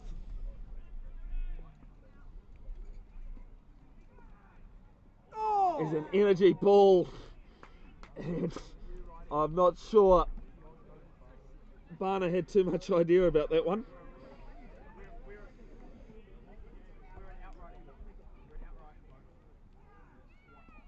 Slow one. Yeah. Energy call coming in from Parikh, but he's just trying to throw things round. 3 dots to start this over. John Olo, the danger man at the other end, waiting. Do apologise to him for thinking it was him that was out last. Yeah. Well played again from Nikhil. 2 balls left in the over. You just feel the tension. Backs away, cuts this to backward point. And they scamper through for a single.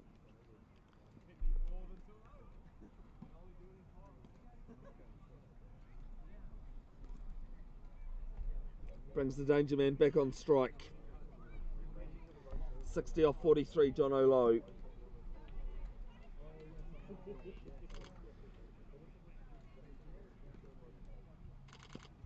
He's flexed his wrists down to mid on. Runs with the shot. He'll keep the strike. 268 for 7. Uni requiring 10 runs, 3 wickets in hand, and 4 overs left.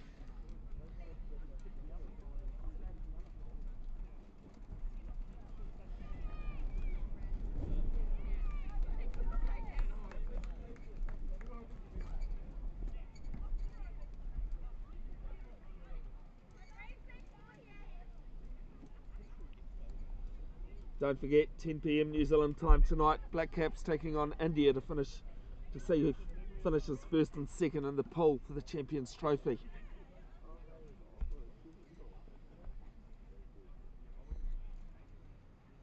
Canterbury Kings have beaten the Auckland Aces in the Ford Trophy final. Auckland cricket none from 2 in the finals this weekend after the Auckland Hearts lost by a run yesterday to the Otago Sparks.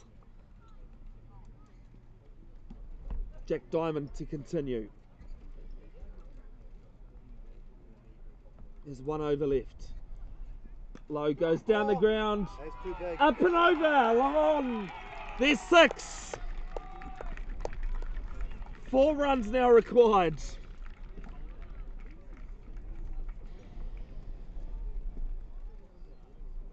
I just thought maybe in that wind it might hold up a little, but unfortunately it was well over his head at long on. Seen a number in that area. Long on and long off the back.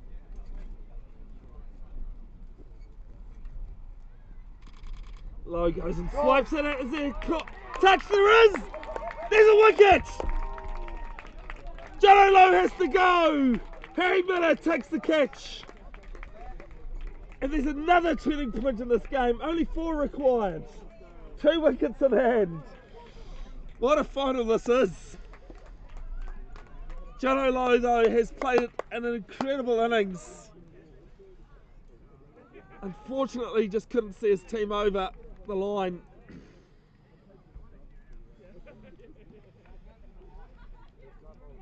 Just fiddled on one at just outside off as he gets a warm applause as he walks off. As Caleb Jasmine walks in at number 10, needs 4 runs, 2 wickets in hand. The scoreboard's a bit behind. Yeah, it's because the scorers are doing everything. Like, they're having to do the scoreboard as well. Is that not you? No.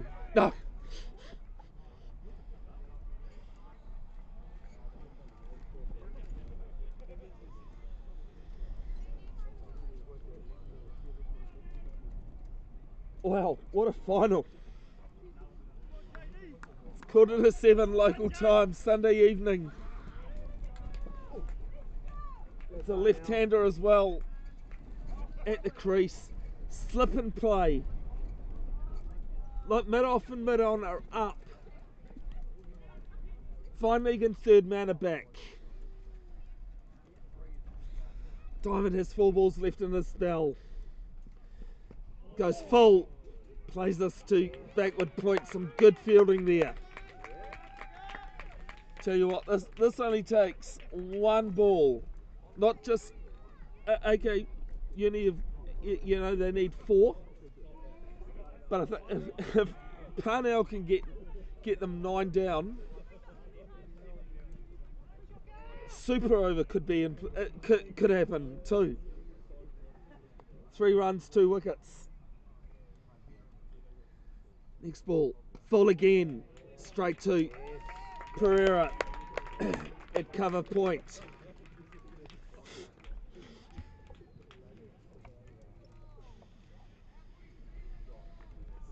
So is there a super over for a tie?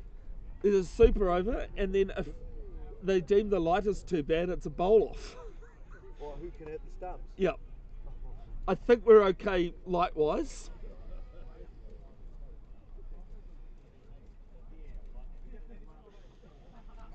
What a dreadful thing in New Zealand cricket language, a super over. 2019, the final we don't talk about. 4 to win? 4 to 1. Here's this one's back of the leg. Gets a touch on a down leg. They'll pick up 1.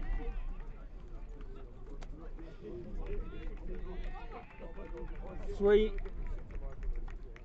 now. Oh.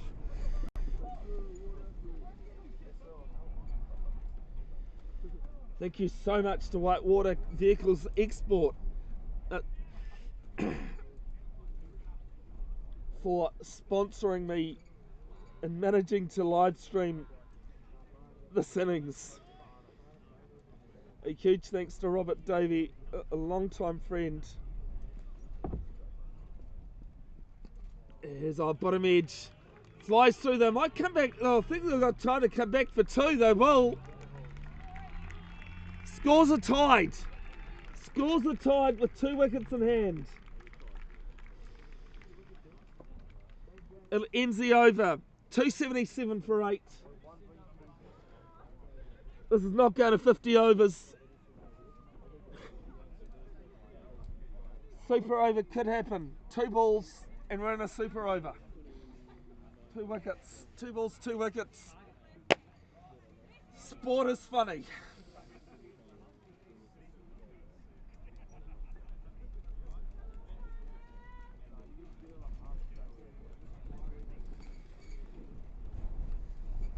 Money at the moment is on Auckland University. 1 run. Parika's going to back himself. Parnell captain. Bevan Jenkinson of Babs Broadcasting with you.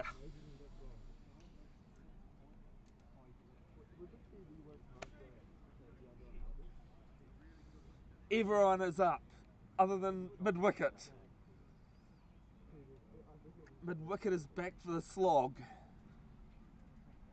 You got a slip and play. Short third man. Regulation mid-wicket. Mid-off, mid-on. Cover. Forward point and a short third man. Backward square leg moving around from fine leg. As Jasmine half thought about a run, he's had a chuckle to himself. Bit of a chuckle there, because he half thought about it. Auckland Uni don't need a brain explosion from either batter. Crowe's next ball, gets a scream again, plays it to mid-wicket.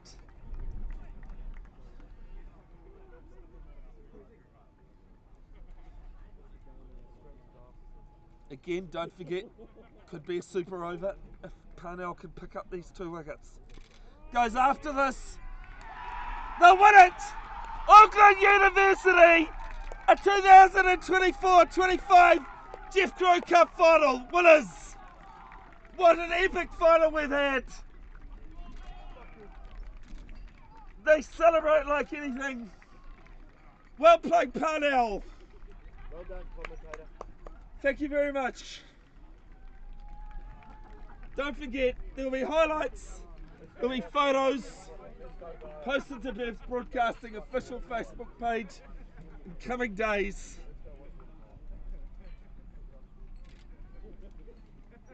A huge thanks to Parnell for hosting me. Well done to Uni. Also congratulations to Birkenhead, who won the Richard Jones final. So they will play in the Jeff Crowe Cup next season. Don't forget, next Sunday at Auckland Uni, the 2024-25 Auckland Premier Women Pearl Durson T20 final between winners today, University in Suburbs, New Zealand. That game at Colin Park on the main block, 2 PM first ball. If you can't make it, I'll be there. Anyway, folks, look after each other, take care, hei kona.